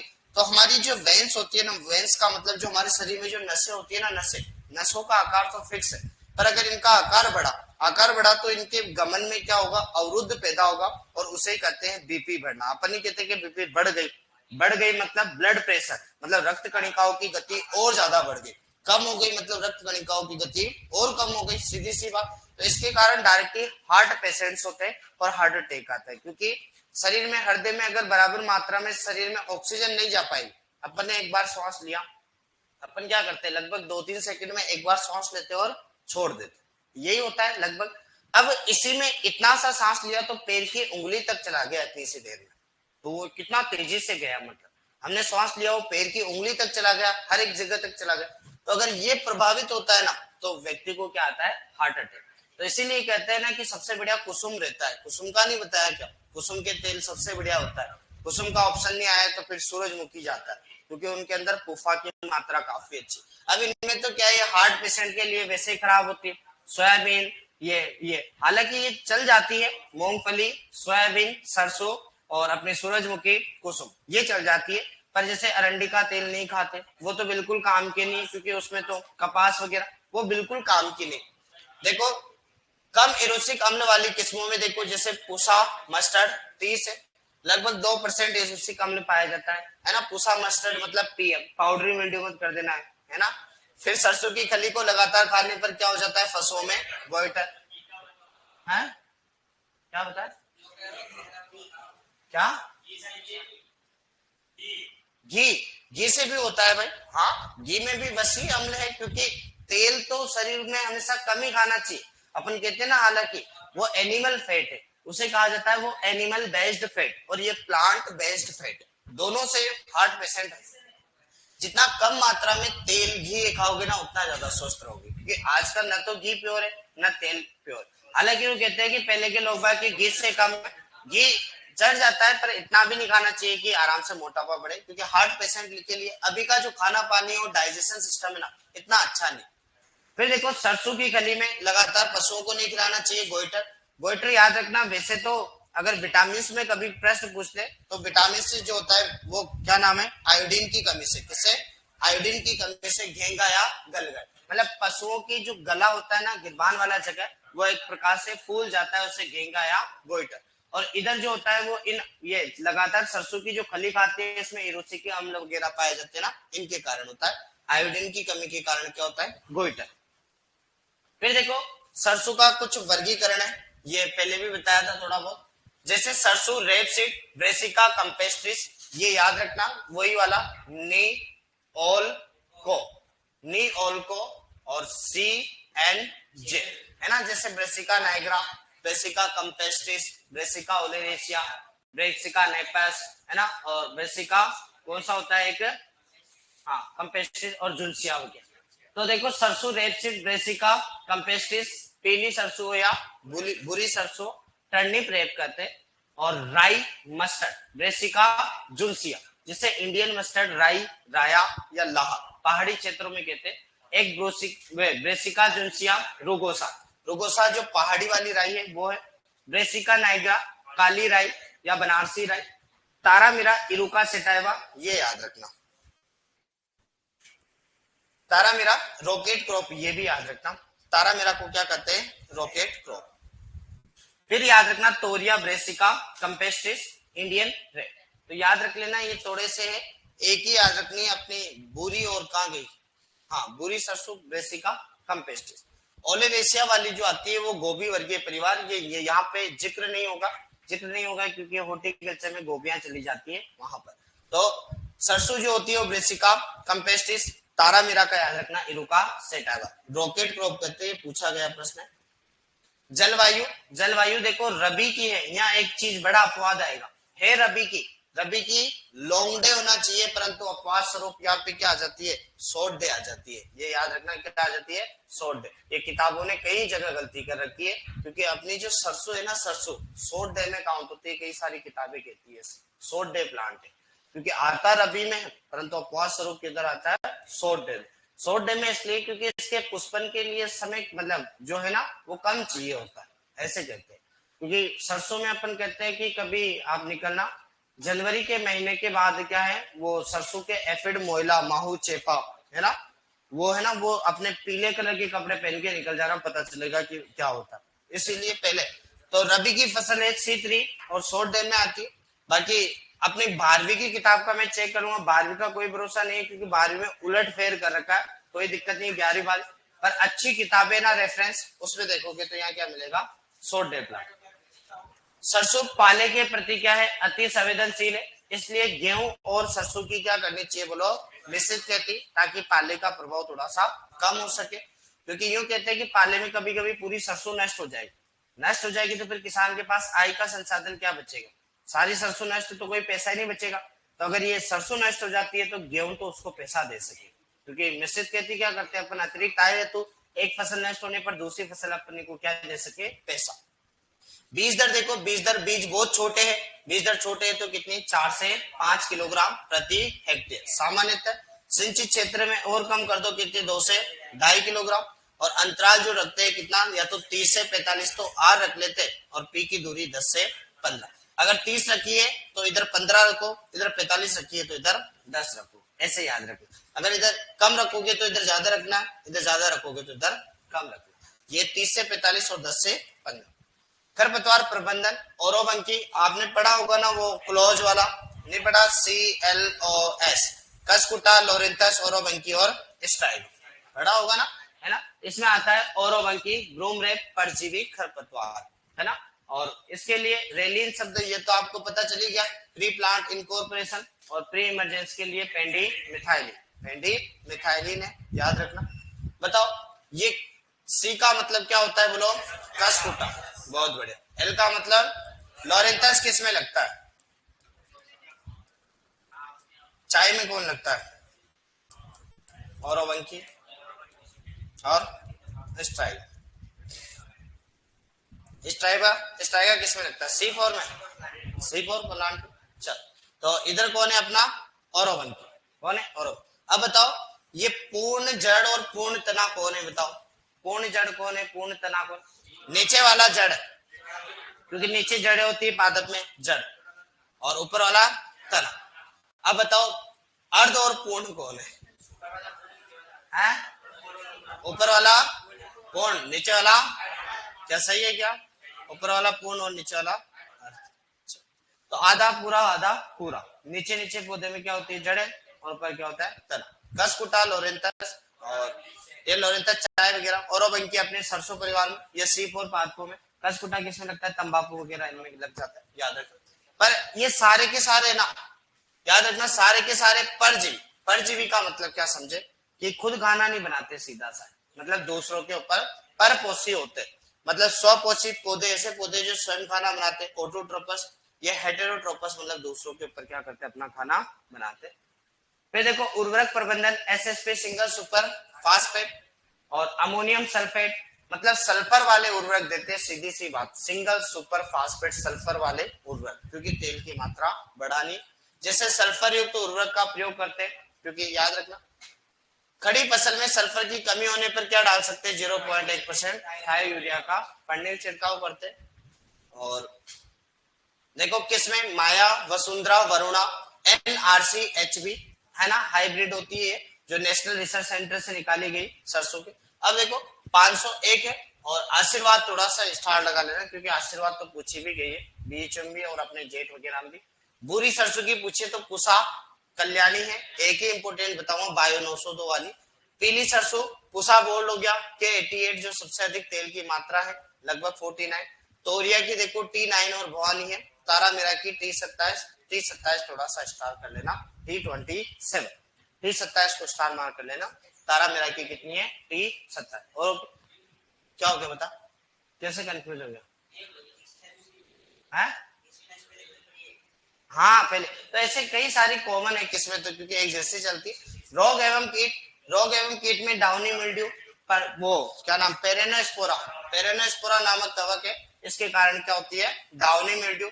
आपको पता है सही, वो जैसे पत्ती होती है, इस पत्ती पर अगर सफेद रंग का पाउडर या चूर्ण नजर आता है तो वो पाउडरी मिल्ड्यू कहलाती है। क्या कहलाता है? Powdery mildew. पर अगर इसी पत्ती पर निचली सतह जो होती है ना, इसकी निचली सतह, और इस निचली सतह पर क्या हो जाते हैं, जैसे भूरे भूरे रंग के चकत्ते नजर आते हैं। क्या नजर आते हैं? भूरे भूरे रंग के चकत्ते नजर आते हैं। इसे क्या कहा जाता है? Downy mildew. डाउनी हो या पाउडी, दोनों काय के कारण होता है? फंगस। और फंगस है पेरेनोस्पोरा। क्या याद रखना? पेरेनोस्पोरा। और प्रजाति याद रख लेना, वो पेरासिटा का अलग अलग होती है। स्पीशीज याद रख लेना, पेरेनोस्पोरा स्पीशीज। सफेद रोली एल्बुगो कैंडिडा, ये स्टार कर लेना। सफेद रोली किसके कारण होती है? एल्बुगो कैंडिडा नामक कवक से होती है सफेद रोली। Very most important. White rust कहते हैं। क्या कहते हैं? व्हाइट रेस्ट कहते हैं एल्बुगो कैंडिडा। ये याद रखना, ये परीक्षा में आ सकता है इस बार, क्योंकि पेपर जाएगा लगभग लेट जाएगा। तो लेट का मतलब लगभग यूं संभावना है कि अभी 6 7 8 महीने तो होंगे सी आपके पास, क्योंकि नोटिफिकेशन आई और डेट वेट आएगी, क्योंकि RSMSSB के लगभग मई जून तक के तो पेपर शेड्यूल ऑलरेडी फिक्स है। RPSC हो गया और ये राजस्थान कर्मचारी वाला वगैरह RSMSSB वाले, तो जून जुलाई तक के तो सारे मतलब वो कैलेंडर आ चुका है। अब उसमें अपडेट करते तो करते, पर ऑलरेडी सारे एग्जाम फिक्स्ड है, तो जून जुलाई के बाद ही होंगे। तो लगभग है, अपने पास टाइम तो है, इतना कह सकते हैं। क्या 8/5 ये तो दे रखी है, और 2026 8/5, तो अभी तो अपडेट आएंगे, चिंता क्यों करते हो तुम? जो कैलेंडर कैलेंडर है ना, कैलेंडर कैलेंडर लगभग हर 2 महीने में नोटिफिकेशन आती है कि थोड़ा बहुत चेंज। अगर 8/5, तो अभी कौन सा महीना चल रहा है अपने पास? अगस्त, सितंबर, अक्टूबर, नवंबर, दिसंबर, जनवरी, फरवरी, मार्च, अप्रैल, मार्च। 8 मार्च के, तो फिर तो ठीक है। फिर तो 8 मार्च है, तो बाकी अपडेट होके हो सकता है लेट जा सकता है, क्योंकि RPSC की अपने एग्रीकल्चर लेक्चरर की वो भी आने वाली है, बहुत अच्छी, वो भी आएगी। RPSC की आएगी, और RSMSSB का भी अपडेट होगा, क्योंकि अभी देखो ना, ये चुनाव आएंगे, मोदी सरकार, मतलब ये लगभग 4 महीने का बचा हुआ है ना शासन का, 4 महीने का बचा हुआ है, तो मतलब सत्ता केंद्र सरकार से सत्ता बदलेगी, तो उसका कुछ ना कुछ प्रभाव हर एक स्टेट पे पड़ेगा। तो देखते हैं क्या होता है। तो पर बाकी 4 महीने का और बचा हुआ है शासन का, आपकी बार मोदी सरकार। चल हाँ भाई, अरे PM अलग होता है, PM का तो अलग होता है ना। कार्यकाल कितना बचा हुआ है अभी? है 27 में हो गई? नहीं नहीं, मोदी का शासनकाल ज्यादा कहाँ बचा हुआ है। थोड़ा सही बोलना यार, ताकि मुझे भी पता चले।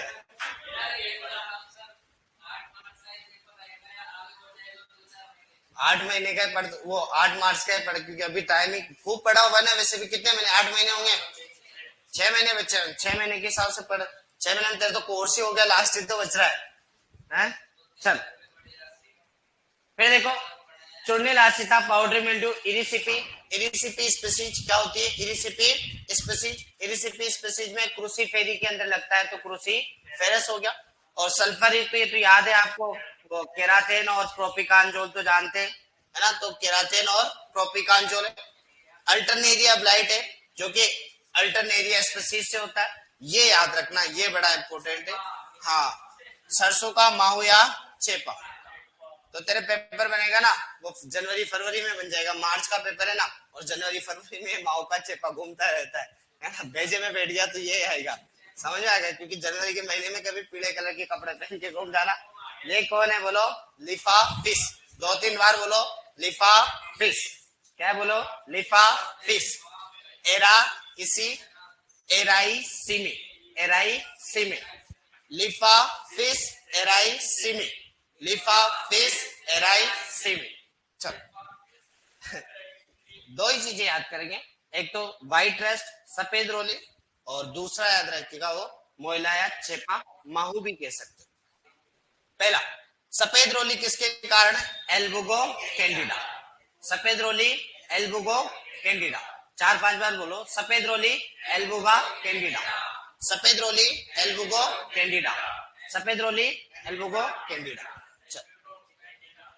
फिर अपने सरसों का माहू या चेपा, बताओ कौन है? लिफा फिश, एराई सिमी। लिफाफिस एराइसिमी, लिफाफिस एराइसिमी, लिफाफिस एराइसिमी। लिपापोती याद रख लेना। क्या याद रखोगे? लिपापोती।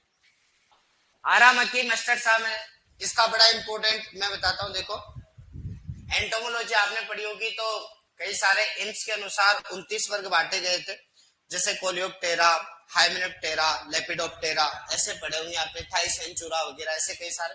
तो एंटोमोलॉजी में एक हाइमेनोप्टेरा नाम का एक गण आता है, ऑर्डर आता है, जिसमें दुनिया भर के सभी जो कीट है ना वो सारे के सारे बेनिफिशियल इंसेक्ट पाए जाते हैं। बेनिफिशियल मतलब लाभकारी कीट हाइमेनोप्टेरा नामक गण के अंदर पाए जाते हैं।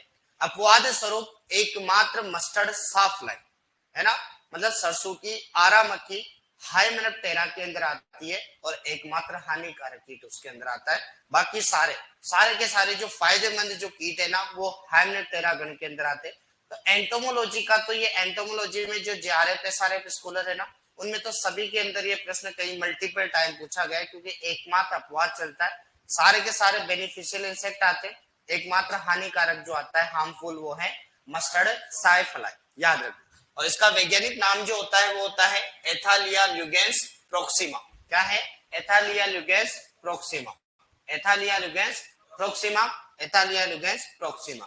तो अपन यूं लिख सकते हैं शुरुआती अवस्था में सर्वाधिक नुकसान पहुंचाता है, यूं लिख सकते हैं कि हाइमेनोप्टेरा, हाई मैनो मनोप्टेरा, पटेरा का मतलब होता है पंख वाले जो होते हैं ना कीट, हाइमेनोप्टेरा का एकमात्र एकमात्र हानिकारक हानिकारक कीट कीट। और ये हाइमेनोप्टेरा क्या है? एक गण है। गण को क्या कहते हैं? ऑर्डर। क्या कहते हैं? ऑर्डर। क्योंकि हाइमेनोप्टेरा में सारे के सारे बेनिफिशियल इंसेक्ट आते हैं और यही है जो क्या है? हानिकारक है और शुरुआती अवस्था में काफी नुकसान पहुंचाता है। तो मस्टर्ड साफ्लाई वो क्या होता है बोलो? एथालिया ल्यूगेंस प्रोक्सिमा। क्या होता है? एथालिया ल्यूगेंस प्रोक्सिमा। चलो वापिस याद करते हैं। पहला मस्टर्ड साप्लाई का कवक का नाम, वो सॉरी सफेद रोली का कवक का नाम क्या है? एल्बुगोन कैंडिडा। फिर है अपनी माहू या चेपा का क्या नाम है? लिफाफेस। हाँ, और एक मस्टर्ड साफ्लाई का क्या है बोलो? क्या है बोलो?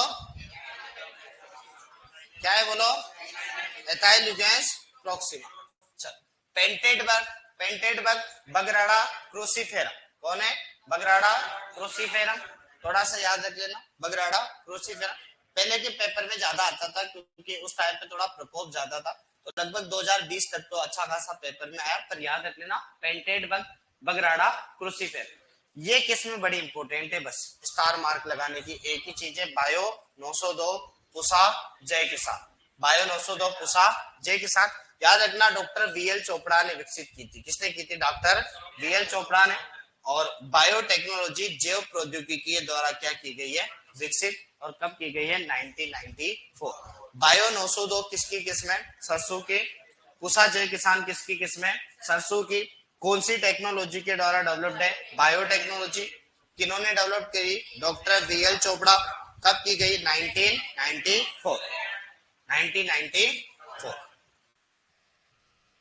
फिर प्रथम संकर किस्म एनआरसी एचबी है 506 सेवर भरतपुर, क्योंकि अपने को पता है मस्टर्ड परिवार का जो नेशनल रिसर्च सेंटर है वो सेवर भरतपुर के अंदर है, वहां से। तोरिया की देखो टाइप 9 है, टाइप 36 है, टी आ सकता है, टाइप की जगह क्या आ सकता है? T9 और T36, ऐसे याद रखना। टी का मतलब टाइप। संगम है, भवानी है, तो एक याद रख लेना भवानी। बोरी सरसों के पूसा कल्याणी याद रखना। एक है शुक्ला। मस्टर्ड या राई की वरुणा याद रखना। अरुणा अरंडी की किस्म है और वरुणा राई की किस्म है। क्या याद रखोगे? अरुणा अरंडी की किस्म है, अरुणा कैस्टर, कैस्टर अरंडी। और वरुणा जो किसकी किस्म है बोलो? वरुणा किसकी? मस्टर्ड की। याद रखना वरुणा किसकी है बोलो? मस्टर्ड की। चल फिर देखो तारा मेरा की T27, टी मतलब टाइप भी आ सकता है। और मस्टर्ड की प्रथम संकर किस्म एनआरसी एचबी 506 और 501 2009 में। अगर पूछे कि एनआरसी का मतलब नेशनल रिसर्च सेंटर और हाइब्रिड जो है वो वाली है एचबी, तो एनआरसी कहां पर है? सेवर भरतपुर में। चलो ये भी कंप्लीट हो गया।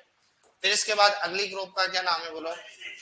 है अलसी। केस्टर, अलसी, लिंसेट, लाइनम, यूसिटेटिकम, लाइनेसी परिवार के सदस्य। अब छोटी छोटी से देखो, जल्दी से देख ही लेते। लाइनम यूसिटेटिकम, अलसी। अलसी का वैज्ञानिक नाम क्या है बोलो? लाइनम यूसिटेटिकम। कुल कौन सा है? लाइनेसी। उत्पत्ति स्थान भूमध्य सागरीय क्षेत्र, यूरोपियन क्षेत्र। कौन सा है? यूरोपियन क्षेत्र या फिर मेडिटेरियन क्षेत्र। गुणसूत्र की संख्या 30। परागण कौन सा? पुष्पक्रम कौन सा? फल प्रकार कौन सा? Seed both. अलसी से प्राप्त रेशा फ्लेक्स, बड़ा इंपॉर्टेंट पॉइंट।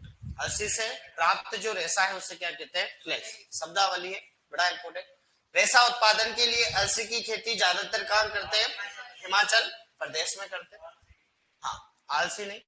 अलसी में रेशा और तेल प्राप्त होता है, क्योंकि अलसी का तेल भी तो अपने पशुओं के लिए काम में लेते हैं। श्वेता, मुक्ता, गरिमा, लोक 8528, गौरव, हिमालिनी, चंबल। याद रखना कौन है? चंबल। एक लक्ष्मी 27, एक शुभ्रा, सिका, हीरा। हीरा तो अपने हीरा मोती वो गेहूं की भी है, याद रखना। और नीलम, जवाहर। जवाहर की देखो किसमें, जैसे 7 जवाहर, 7 जवाहर 17 सीरीज है। एलसी लिंसिड है ना, जो 54 हो गया एलसी, जिसमें 46% तेल की मात्रा है। एलसी 185।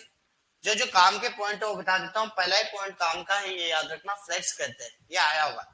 रेशा एवं तेल उत्पादन के लिए गिजाव 5 और गिजाव 6, डीपीएल 21, एलसीके 152, आरएल 993, यह आदि उपयुक्त किसमें है? पेरा और उटेरा देखो दो प्रकार होता है। उटेरा प्रणाली के लिए R7 और R552। पेरा उटेरा क्या होते हैं? साउथ इंडिया है ना, वहां पे क्या क्रॉप उगाते हैं, फिर उसके बाद और क्रॉप उगाते हैं, उसे कहते हैं पेरा उटेरा, याद रखना। अलसी को तिलहन, तिलहनी तथा रेशे की फसल के रूप में काम में लेते हैं।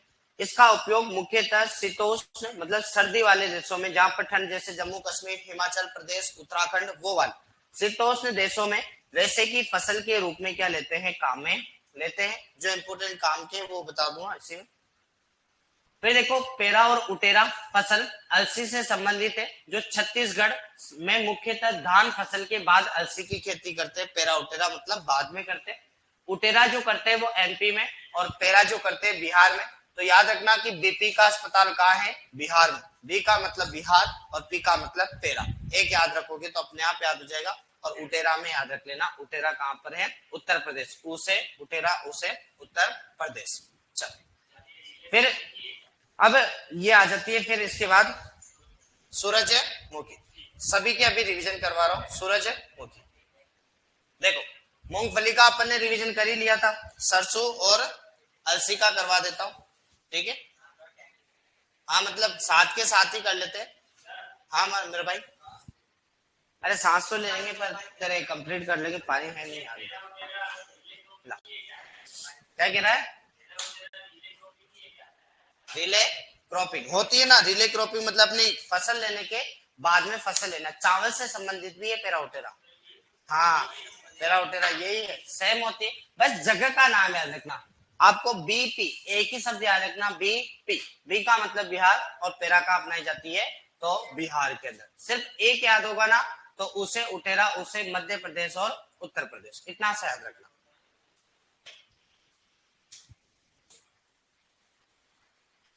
सर विटामिन B7 पर क्या करना चाहिए? क्या करेंगे? विटामिन एच भी कहते हैं क्या B7 को? बायोटीन ना।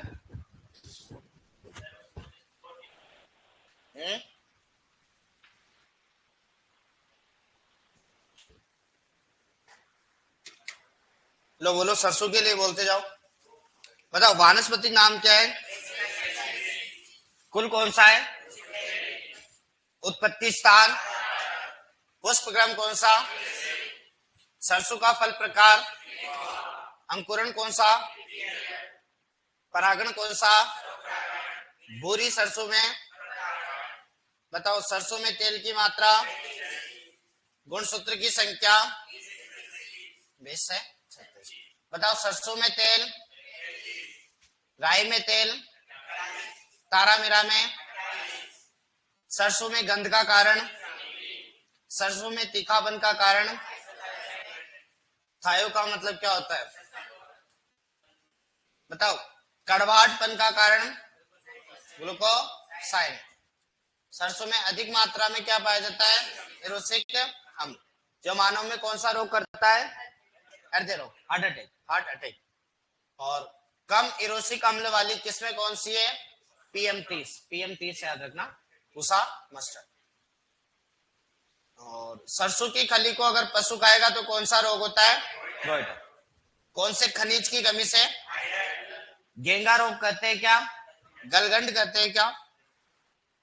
अभी तो आयोडीन युक्त नमक आ रहा है तो कोई दिक्कत ही नहीं। बताओ सरसों का वैज्ञानिक नाम क्या है, ब्रेसिका कैम्पेस्ट्रिस। पीली सरसों का पूछे तब भी ब्रेसिका कैम्पेस्ट्रिस, और बुरी का पूछे तब भी। और राई का क्या है बोलो, ब्रेसिका जुन्सिया। और पहाड़ी राई का क्या है बोलो, वार रुगोसा।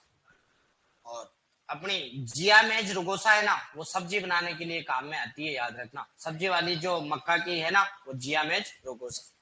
बताओ काली राई का क्या है, ब्रेसिका। रॉकेट क्रॉप किसे कहते हैं, तारामीरा। वैज्ञानिक नाम, तोरिया का वैज्ञानिक नाम, इंडियन।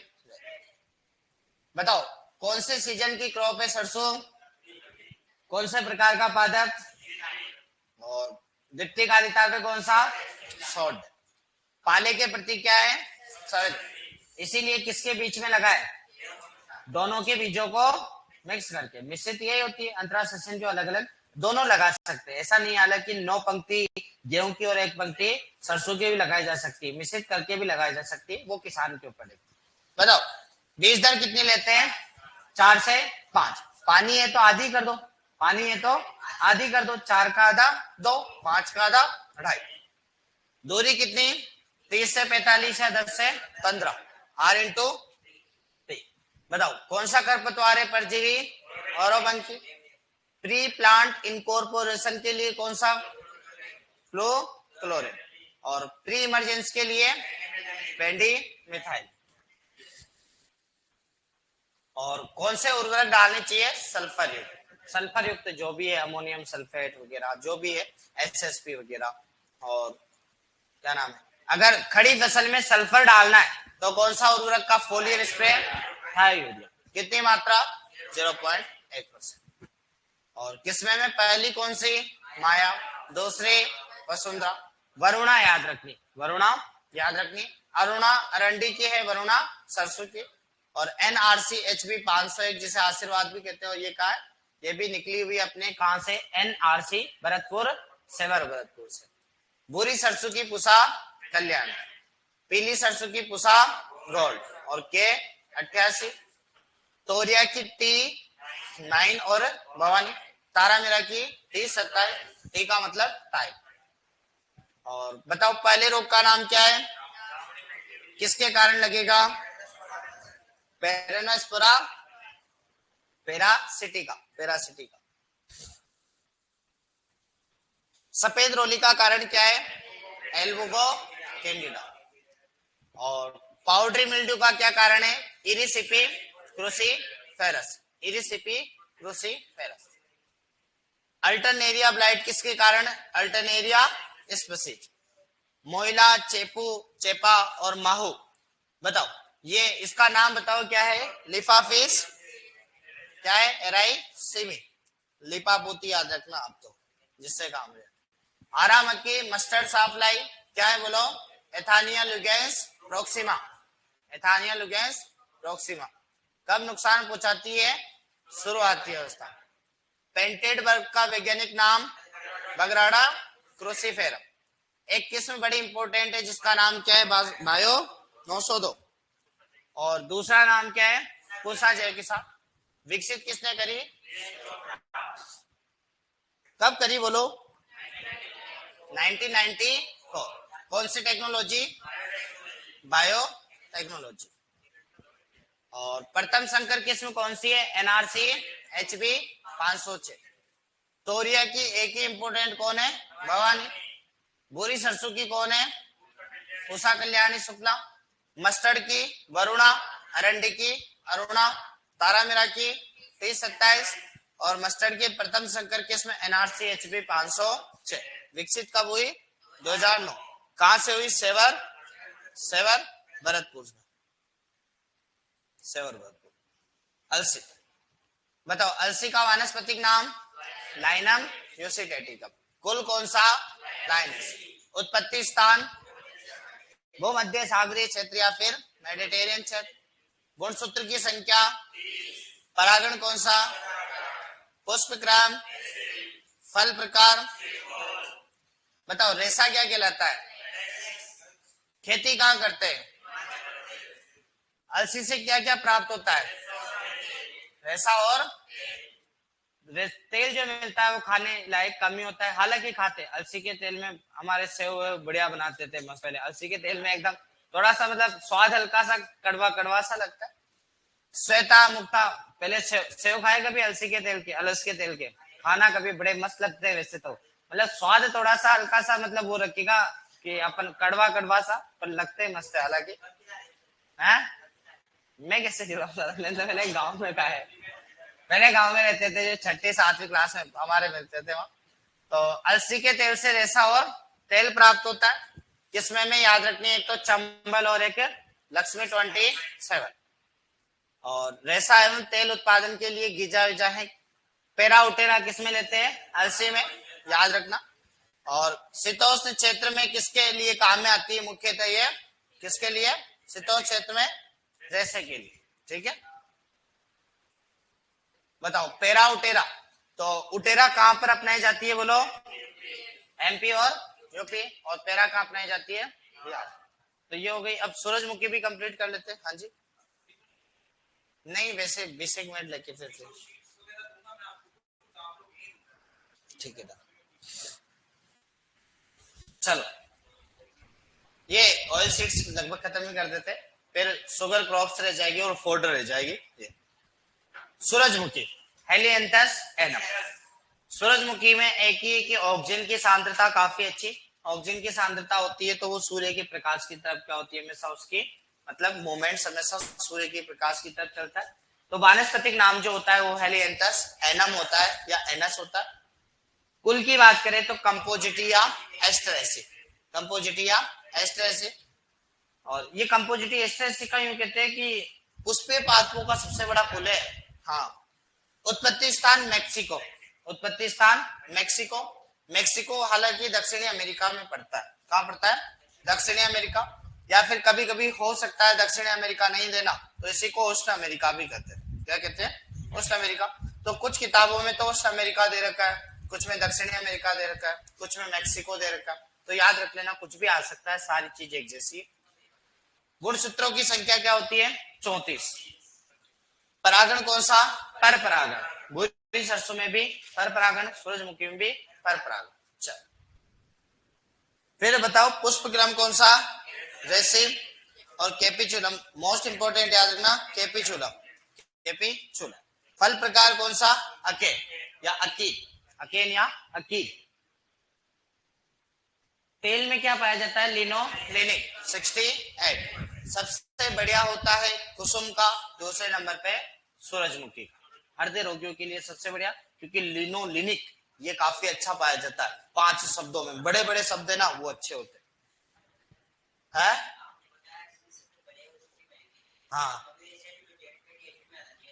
मतलब ये कि जैसे अपन ने बताया था कि पूफा और सपा, इन्हीं की बात करें। पूफा, पूफा और सपा।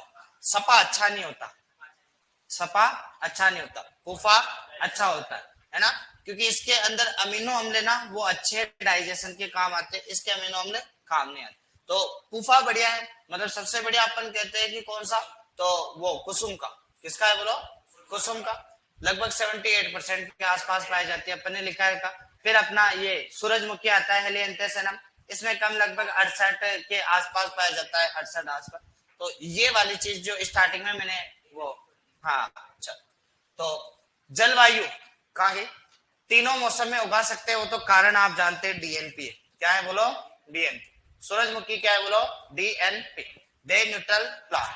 जैसे शुरू में बता डीएनपी वाली सभी चीजें उगा सकते हैं, क्योंकि पुष्पन के लिए मेन बात है ना, तापमान कोई प्रभावित नहीं करा, पुष्पन हमेशा हो जाएगा।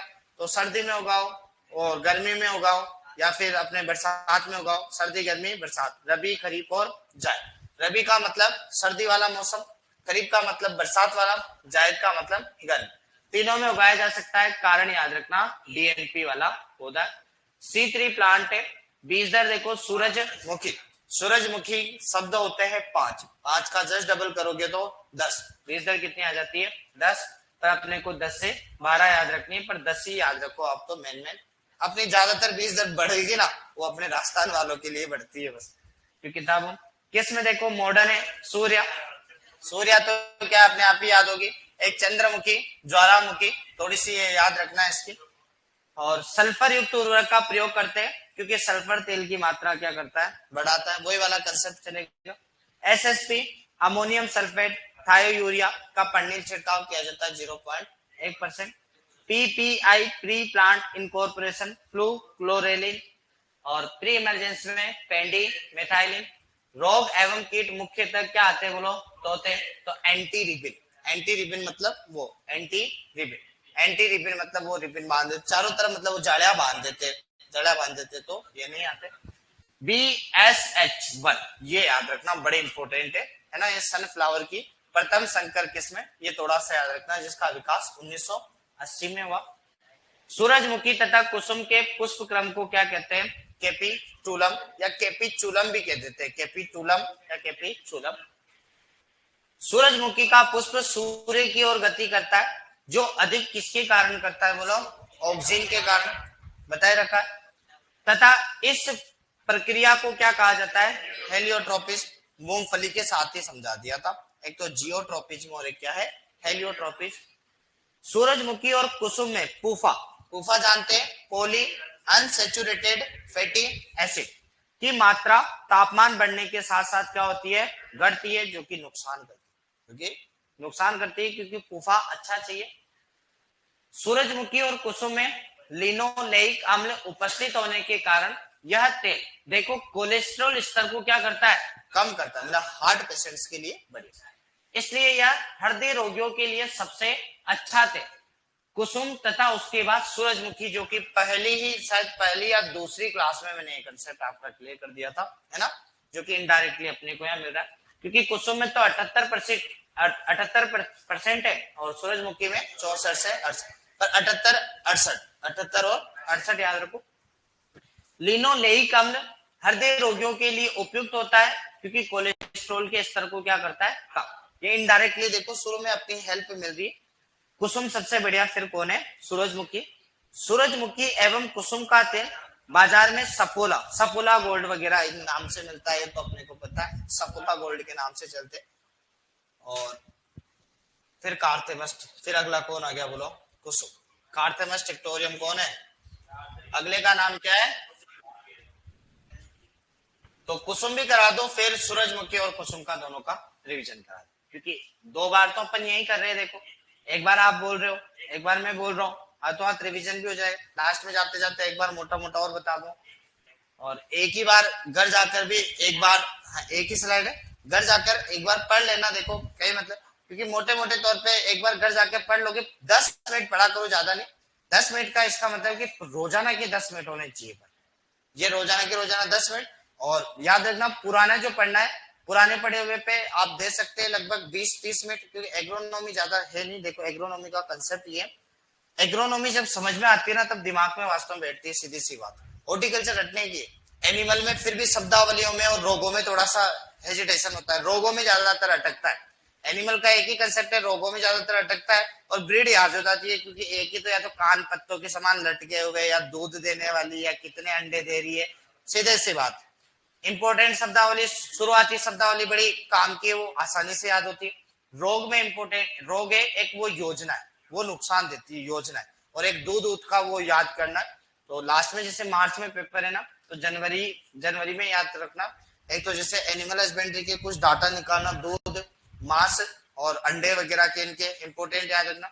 हॉर्टिकल्चर में फल सब्जी उत्पादन में भारत का, विश्व का इनका स्थान देखना, और मिलियन टन में देखना कितना क्या है। और एग्रोनॉमी में जो अपने क्रॉप्स वगैरह है, जिसमें कुछ कुछ इंपोर्टेंट कि भारत में मुख्य तिलहनी दलहनी कौन है, अनाज वाली कौन सी है। पहला तो ये देख लेना दालें वाले सर्वाधिक कहाँ हो रही है, ये है। तो वो एक किताबों के पीछे हर साल ही नया डाटा चिपकाते हैं, वो तो देखो हमें भी उसी टाइम बताते हैं, क्योंकि वो एक पेज देते हैं और पेज में से आपको बता देते हैं, क्योंकि लगभग कुछ तो चेंज होता है। हालांकि 70% तो सेम रहता है। ज्यादा बात तो यही है कि 70% तो सेम रहता है, क्योंकि एग्रीकल्चर स्टेटिस्टिक्स के अनुसार नए डाटा अपन प्रोवाइड करवाते हैं। मार्च के महीने तक प्रोवाइड कराते हैं सभी बच्चों को, जेट सीयूटी आईसीआर वगैरह सबको। अब आपके पेपर है तो लास्ट पिछले साल का मतलब काम में आ जाएगा, कोई दिक्कत नहीं, पिछला वाला डाटा। चल, कुसुम कार्थेमस टिक्टोरियम, बताओ वैज्ञानिक नाम क्या है? कार्थेमस टिक्टोरियम। और कुल है कंपोजिटिया एस्ट्रेसी। अपना उत्पत्ति स्थान भारत। गुणसूत्र की संख्या 24। परागण पर परागण। सूरजमुखी में भी कौन सा? पर परागण। कुसुम में भी पर परागण। और बुरी सरसों में भी कौन सा? पर परागण। और पुष्प क्रम सदी का रेसिम, या फिर याद रखना इसका कैपिचुलम। सूरजमुखी और कुसुम का कैपिचुलम नहीं आए तो रेसिम ही जाएगा, क्योंकि ज्यादातर। और फल क्या है? अकीन। क्या है? अकीन। अकीन क्या है? अकीन। और प्रमुख किसमें देखो, भीमा, मंजीरा, मालवीय 305, तारा, तारा शारदा, गिरना, नारी 6, A1, K1, JS, F17, N7, NKH11 और T65, DSH। ये थोड़ी सी इंपोर्टेंट लगा लेना, DSH129, क्योंकि कुसुम को सेफ फ्लावर कहा जाता है, याद रखना। सनफ्लावर तो कहा जाता है सूरजमुखी को, और कुसुम को कहा जाता है सेफ फ्लावर। क्या कहा जाता है? सेफ फ्लावर, याद रखना। सेफ फ्लावर तो एस शब्द आता है, सूरजमुखी में भी एस आता है, याद रखना। DSH ये याद रखना। फिर H, वो A300, HUS 305, APRR 3 गेरुआ रोग के प्रति प्रतिरोधी। पर एक ही याद रख लेना, DSH सीरीज से आती है, वो थोड़ी सी अपने यही इंपोर्टेंट है, बाकी तो किताबों में लिख रखी है इसलिए। दोनों को एक ही साथ कर लेते हैं कि कौन कौन सी पढ़ी। सूरजमुखी बताते जाना। चलो चालू करें, बताओ सूरजमुखी का वानस्पतिक नाम क्या है? एलियंथस। कुल कौन सा है? या फिर एस्ट्रेसी। और उत्पत्ति स्थान मैक्सिको। गुणसूत्र की संख्या 34। परागण कौन सा? पर परागण। पुष्पक्रम कौन सा? कैपिचुलम, याद रखो। कौन सा? कैपिचुलम। फल कौन सा? अकीन। अकीन। बताओ तेल में क्या पाया जाता है? लिनोलेइकम। कितना? 68। बताओ तीनों मौसम में उगा सकते हैं क्या? कारण बताओ। डीएनपी की full form day neutral card. किस प्रकार का पादप है? सिद्ध।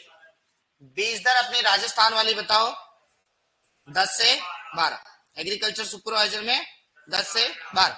सूरजमुखी में कितने शब्द? 5। सूरज 3, मुखी 2, टोटल शब्द कितने हुए? 5। 5 का डबल करोगे तो 10। बीज दर कितनी? 10। किसमें मॉडर्न और सूर्या, चंद्रमुखी और ज्वाला। सल्फर डालना चाहिए सभी तेल वाली फसलों में, कारण है तेल की मात्रा। सल्फर वाले उर्वरक बताओ पहले नंबर पे कौन? एसएसपी। दूसरा अमोनियम सल्फेट। तीसरा इसका पर्निल छिड़काव की मात्रा 0.1%। प्री प्लांट इनकॉर्पोरेशन के लिए कौन सा वीडिसाइड डालते हैं? क्लोरेलिन या ट्राइफ्लूरेलिन। रेलिन शब्द लग जाता है, क्या लगता है? रेलिन। प्री इमरजेंसी के लिए पेंडी मिथाइल। रोग कीट में सबसे ज्यादा क्या आते हैं? तोते। तो क्या बांध दो चारों में? Anti ribbon. हाँ तोते तो उड़ी जाते हैं यार। नियंत्रण के लिए क्या करोगे? Anti ribbon. बताओ 1980 में प्रथम संकर किस्म कौन सी है? DSH1 है ना। और कुसुम और सूरजमुखी के पुष्पक्रम को क्या कहते हैं? कैपिचुलम। सूरजमुखी सूर्य की तरफ गति करते कौन से हार्मोन के कारण? ऑक्सीजन। और इस प्रक्रिया को क्या कहते हैं? हेलियोट्रोपिक। बताओ सूरजमुखी और कुसुम में किसकी मात्रा सर्वाधिक? पूफा। यह तापमान बढ़ने के साथ क्या होती है? कम होती है। पूफा की फुल फॉर्म क्या है? पॉलीअनसैचुरेटेड फैटी एसिड होती है। चलो बताओ, कुसुम और सूरजमुखी में लिनोलेनिक अम्ल की मात्रा उपस्थित होने के कारण ये क्या करती है, किसको कम करती है, कोलेस्ट्रॉल। और कौन से रोगियों के लिए अच्छे माना जाता है, सबसे पहले किसको अच्छा मानते हैं, दूसरे नंबर पे कुसुम के अंदर जो मसीह अम्ल है वो कितने 78 और सूरजमुखी के अंदर 68। बताओ हृदय रोगियों के लिए सबसे उपयुक्त जो रहता है वो कौन सा अम्ल है, लिनोलेनिक। ये कोलेस्ट्रॉल को क्या करता है, सबसे बढ़िया कौन है, फिर दूसरे नंबर पे। और इन दोनों का जो तेल मार्केट में मिलता है किस नाम से मिलता है, सपोला, सपोला गोल्ड। अगली फसल कौन सी है, बताओ वैज्ञानिक नाम क्या है, कार्टेमस पेक्टोरी। कुल कौन सा है, कंपोजिटिया। उत्पत्ति स्थान, गुणसूत्र की संख्या, परागण कौन सा, पुष्पक्रम कौन सा, कैपिचुलम। सूरजमुखी का कैपिचुलम, कुसुम का कैपिचुलम। बताओ फल कौन सा, अकी। और एक ही किस्म इंपोर्टेंट है, DSH 129। अगली बताओ, अगली क्या है, अगला क्या है, तिल सिसेमम,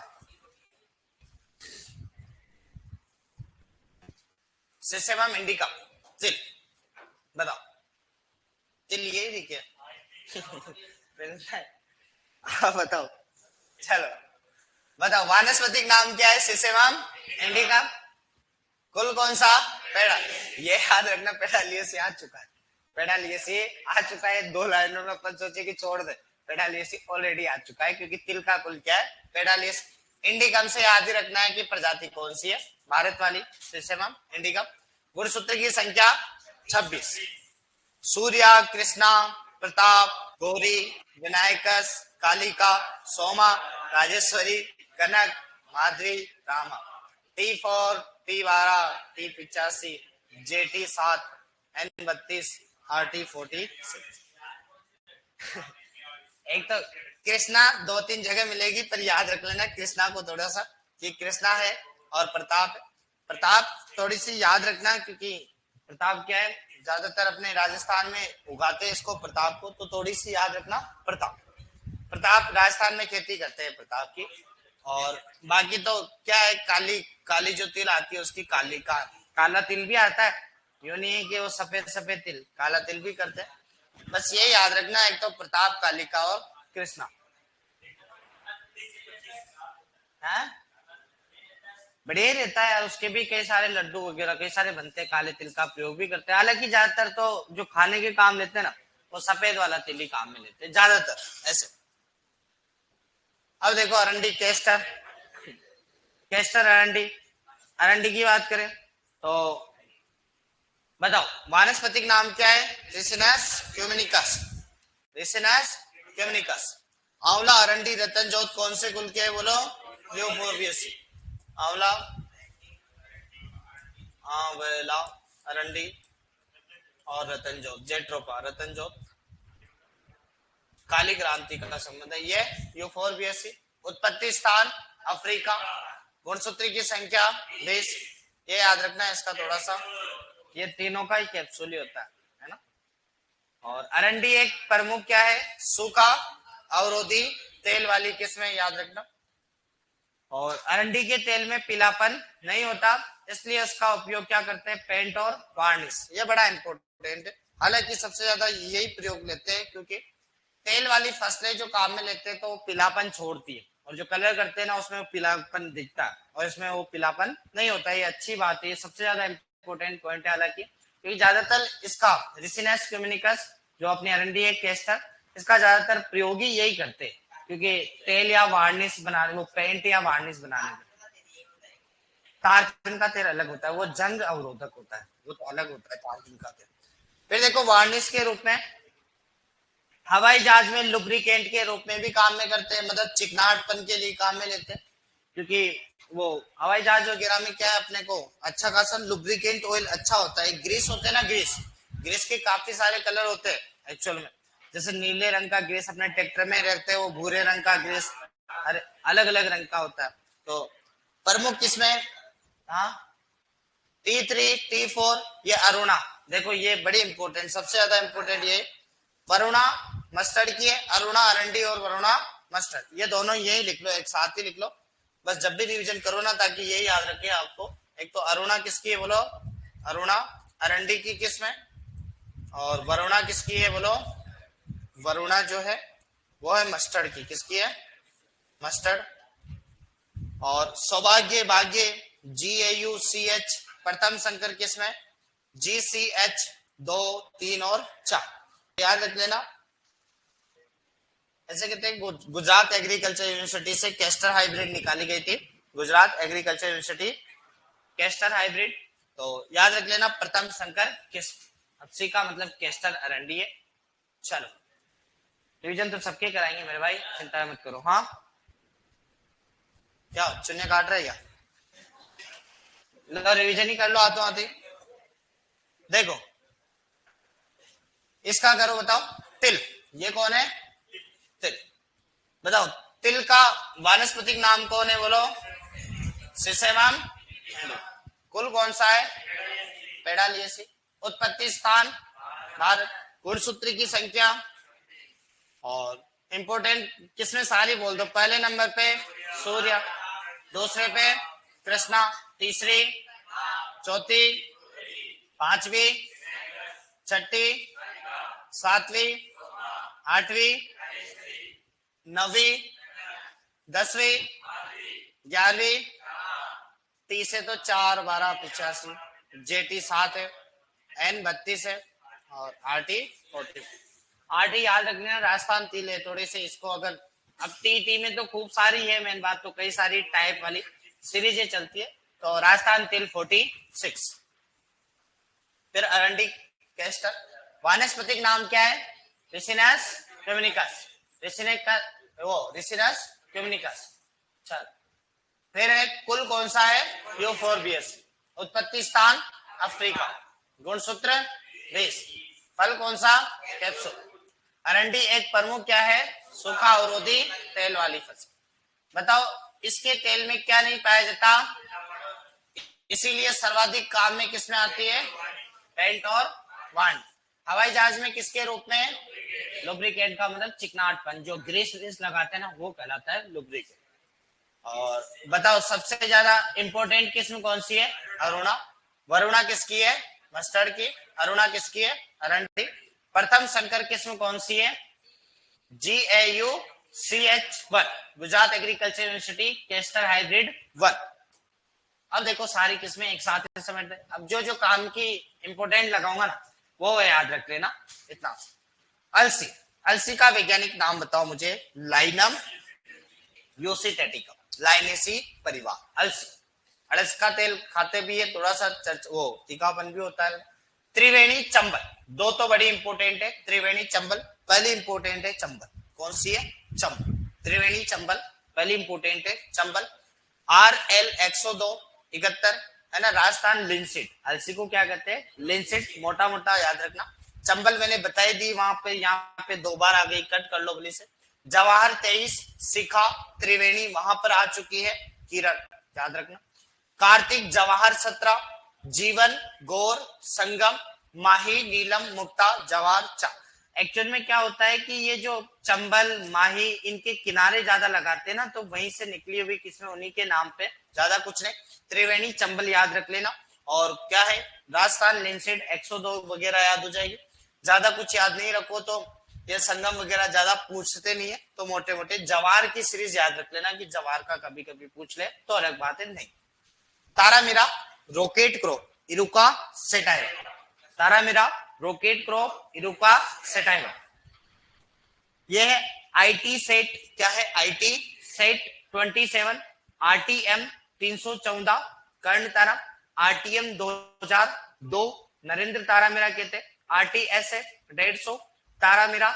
T9 को इंपोर्टेंट याद रखना है क्योंकि T9 ऑलरेडी पूछी भी जा चुकी है पर पुरानी है। और आरटीएम राजस्थान तारा मीरा। याद रखना ये आरटीएम वाली सीरीज जो आती है राजस्थान तारा मीरा, देखो राजस्थान तारा मीरा है ना, ये आरटीएम राजस्थान तारा मीरा है ना। और याद रखना ये आरटीएम वाला सीरीज क्या चलती है, राजस्थान तारा मीरा, राजस्थान तारा मीरा।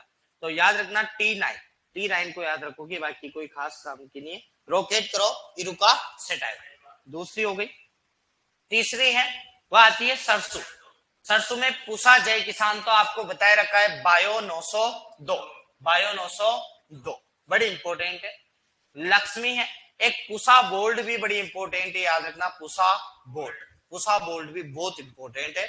बायो 902, पूसा जय किसान बायो 902 और पूसा बोल्ड।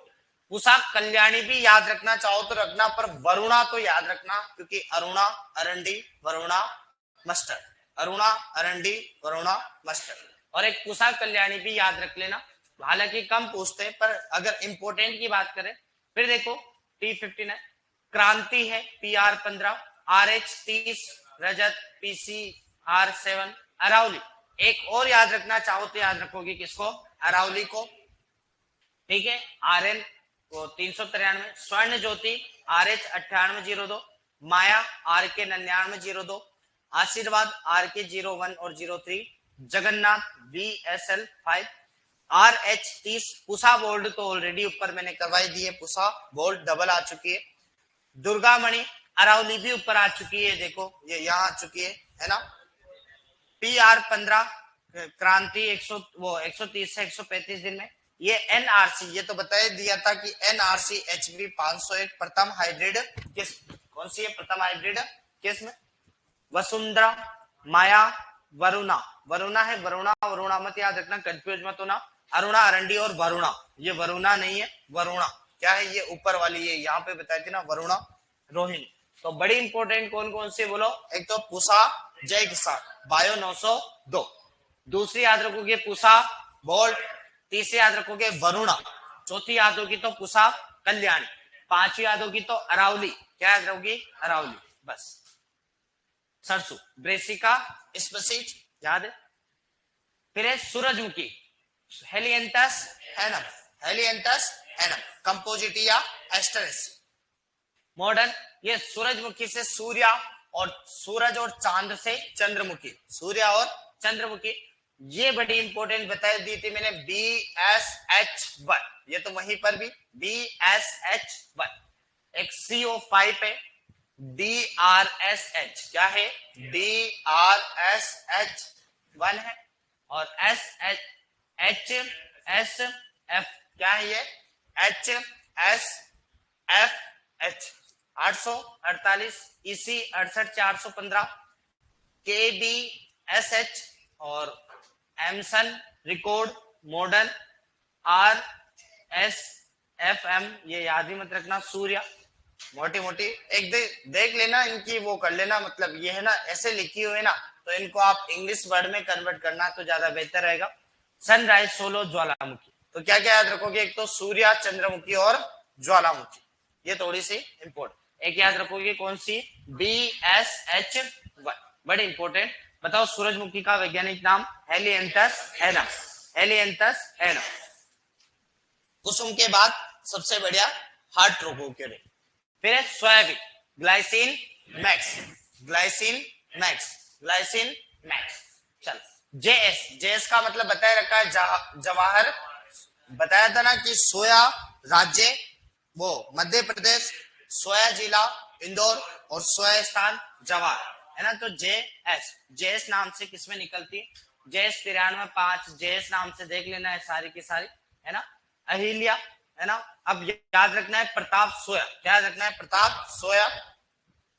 और जो काम की है ना वो ये यहां से निकलेगी प्रतिष्ठा गौरव मोनेटो, है ना। मोनेटो को याद रखना। अहिल्या ब्रेक, वो कहां गई, ये रहा ब्रेक ली अहिल्या, अहिल्या कहां गई रे, हैं कहां गई, हाँ अहिल्या, अहिल्या ब्रेक मोनेटो गौरव, ये याद रखना। अहिल्या ब्रेक मोनेटो गौरव प्रतिष्ठा, ये थोड़ी सी याद रखना बाकी। चल तो अहिल्या ब्रेक और प्रतिष्ठा गौरव मोनेटो, मोनेटो याद रखना मोनेरो नहीं, यह है सोयाबीन ग्लाइसिन मैक्स। फिर है तिल। तिल का वैज्ञानिक नाम बताओ। सिसेमम इंडिकम। सिसेमम इंडिकम। उत्पत्ति भारत, है ना, सिसेमम इंडिकम। देखो टीसी 25, टीसी 120, टीसी 127, राजस्थान तिल 46, राजस्थान तिल 46। प्रताप याद रखना, प्रताप सी, है ना, तिल। सिसेमम इंडिकम C50। क्या है? C50। प्रभात है एक टीसी, टीसी 25 ऊपर ही आ गया ना, टीसी 25। प्रताप C50 ऊपर आ चुका है ये भी, है ना। और राजस्थान आरटी, राजस्थान तिल 46 डबल डबल रिपीट हो रखा है। आरटी 125 राजस्थान तिल, राजस्थान तिल प्रकृति एनटी। और आरटी शुष्क खेती के लिए राजस्थान तिल 127। ये तो अपन ने ऊपर बता दिया होगा ना, नहीं आया? याद रखना। फिर देखो राजस्थान तिल वाली सारी की सारी ये है। तो आरटी, आरटी का मतलब क्या है? राजस्थान तिल। तो कौन कौन सी याद रखनी है? राजस्थान तिल 46, एक याद रखनी है प्रताप, एक राजस्थान तिल 127। चल कहां गई? एक राजस्थान तिल 46, आरटी 346, 75 से 80 दिन में टीसी, एक कौन सी है? टीसी 25, टीसी 25 90 से 100। राजस्थान तिल याद रखना है 127, सिसेमम इंडिका। फिर मूंगफली। क्या है? मूंगफली गुच्छे वाली और फैलने वाली, गुच्छे वाली और फैलने वाली। AK-47 से क्या याद होगा? AK-12 और 24। ये कौन सी है? गुच्छे वाली। कौन सी है? गुच्छे वाली। आरसीए में सीएम, आरसीए में सीएम बताया ना, चंद्रा अंकुर ये वाली आरसीएम। M13 मतलब मूंगफली 13। कहां गई? चित्रा चंद्र। तो AK-12 24 तो याद रखती है। ये कौन सी वाली है बोलो? ये अपनी गुच्छे वाली। कौन सी है? गुच्छे वाली। और बाकी ज्यादातर फेल, जैसे चित्रा चंदा, चित्रा और चंद्रा। और कादरी जीजी, गुजरात ग्राउंडनट। जीजी का मतलब होता है गुजरात ग्राउंडनट, है ना, क्योंकि राजकोट कौन सा है? गुजरात में। राजस्थान का राजकोट लूणकरनसर, है ना। M13 मूंगफली 13, मूंगफली 13। ज्योति है ना। और क्या नाम? AK-12 24 मतलब वही AK-47। और AH 114 जी मतलब गुजरात की है, Gujarat groundnut 2, Gujarat groundnut 20।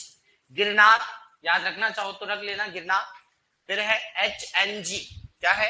HNG। और HNG की सीरीज है JL। क्या है? JL 24 है। M13 मूंगफली 13 है तो बताए रखा। प्रताप मूंगफली। RG, RG Rajasthan groundnut, RG का मतलब राजस्थान ग्राउंडनट। RG की आई रखी है दुर्गा वगैरह, RG 425 राज दुर्गा RG। और जो काम की है वो याद रख लेना JL, JL 24। ये काम आती है शुष्क खेती के लिए।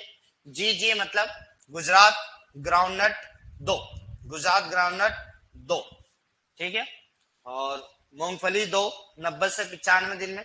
ज्योति चंद्रा चित्रा ये याद रखना थोड़ी सी, है ना, ये याद रखना। जीजी का मतलब समझिए कि Gujarat ground nut, Gujarat ground nut. तो इंपोर्टेंट कौन कौन सी है बताओ? पहले नंबर पे तो AK-12 और 24, एक है चित्रा और चंद्रा, एक मूंगफली 13। कौन सी है? मूंगफली 13। फिर मूंगफली 13 आ गई, वही AK वाली आ गई, AK वाली आई गई। फिर जीजी का मतलब गुजरात ग्राउंडनट 2। और ये वही मतलब मोस्ट ऑफ निकल रही है वो 2-2 3-3 ही निकल रही है, कुछ तो नाम ऐसे आ रहे अपने को। फिर आती है कुसुम। भीमा काटे रही थे JSF। क्या है? JSF। एस का मतलब होता है सेफ फ्लावर, SF का मतलब क्या होता है? Safe flower. तो याद रखना। चलो थैंक यू सर रिवीजन के लिए, रिवीजन तो करवा देंगे भाई। जेएस है ना, 1 2 3। अरंडी अरुणा बताए रखा है, वरुणा और ये अरुणा और वरुणा ये कंप्लीटली अपनी क्या हो गई? तिलहनी फसलें। एक छोटा सा बता रहा हूं सीधा सा, मतलब किस्में में माता पच्ची नहीं करनी, ये अपन ने जो जो गोले करे वही वही याद रखनी। जैसे बताओ अलसी की इंपोर्टेंट त्रिवेणी और चंबल, रिवीजन करवा देता हूँ ताकि बस आज काफी है। अलसी की कौन सी? त्रिवेणी चंबल है। और बस ये तारा मीरा की राजस्थान तारा मीरा, RTM का क्या है? राजस्थान तारा मीरा। ठीक है। और राजस्थान तारा मेरा की देख लेना, सीरीज तो आ ही जाती है कोई सी भी। और सरसों की एक तो पुसा, जय किसान, बायो 910, पुसा, बोल्ट, वरुणा, एक याद रखना चाहो तो पुसा कल्याणी। कौन सी पुसा कल्याणी। और नीचे नीचे एनआरसी एचबी 500 कहां से निकली हुई, सेवर भरतपुर से। एक अरावली भी है, सूरजमुखी की सूर्य और चंद्रमुखी, और एक ज्वालामुखी, और BSH1। और सोयाबीन की जैस नाम से, जवार सोयाबीन के नाम से निकलती है। और प्रताप कहां गई, प्रताप सोया, प्रतिष्ठा, गौरव और मोनेटो, और ब्रेगली और अहिल्या का अहिल्या, ये याद रखना। और तिल की राजस्थान तिल 46 है ना, प्रताप है, और अपना TC, और क्या है अपना राजस्थान तिल 127। फिर मूंगफली में AK 1224, चित्रा, चंदा, चंद्रा, और क्या नाम है ज्योति आ गई, ये मूंगफली 13 है, ठीक है। और GG की मतलब गुजरात ग्राउंडनट।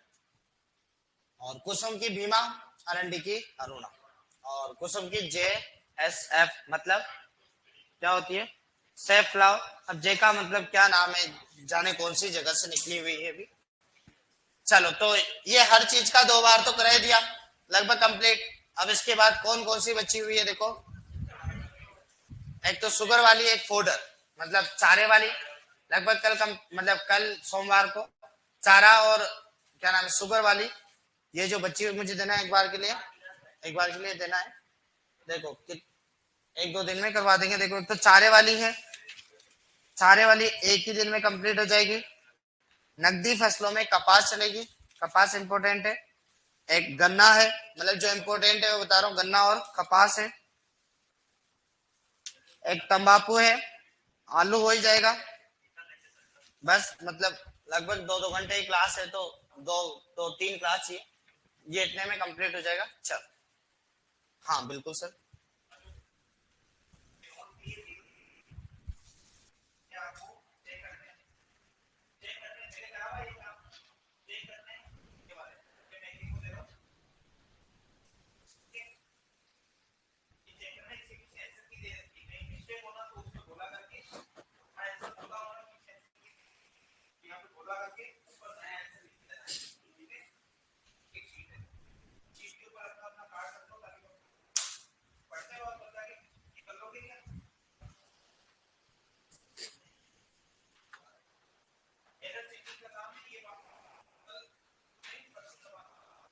चलो ऑनलाइन वाले को सभी को tata bye bye, take care, स्वस्थ रहे मस्त रहे, सभी को राधे राधे और धन्यवाद।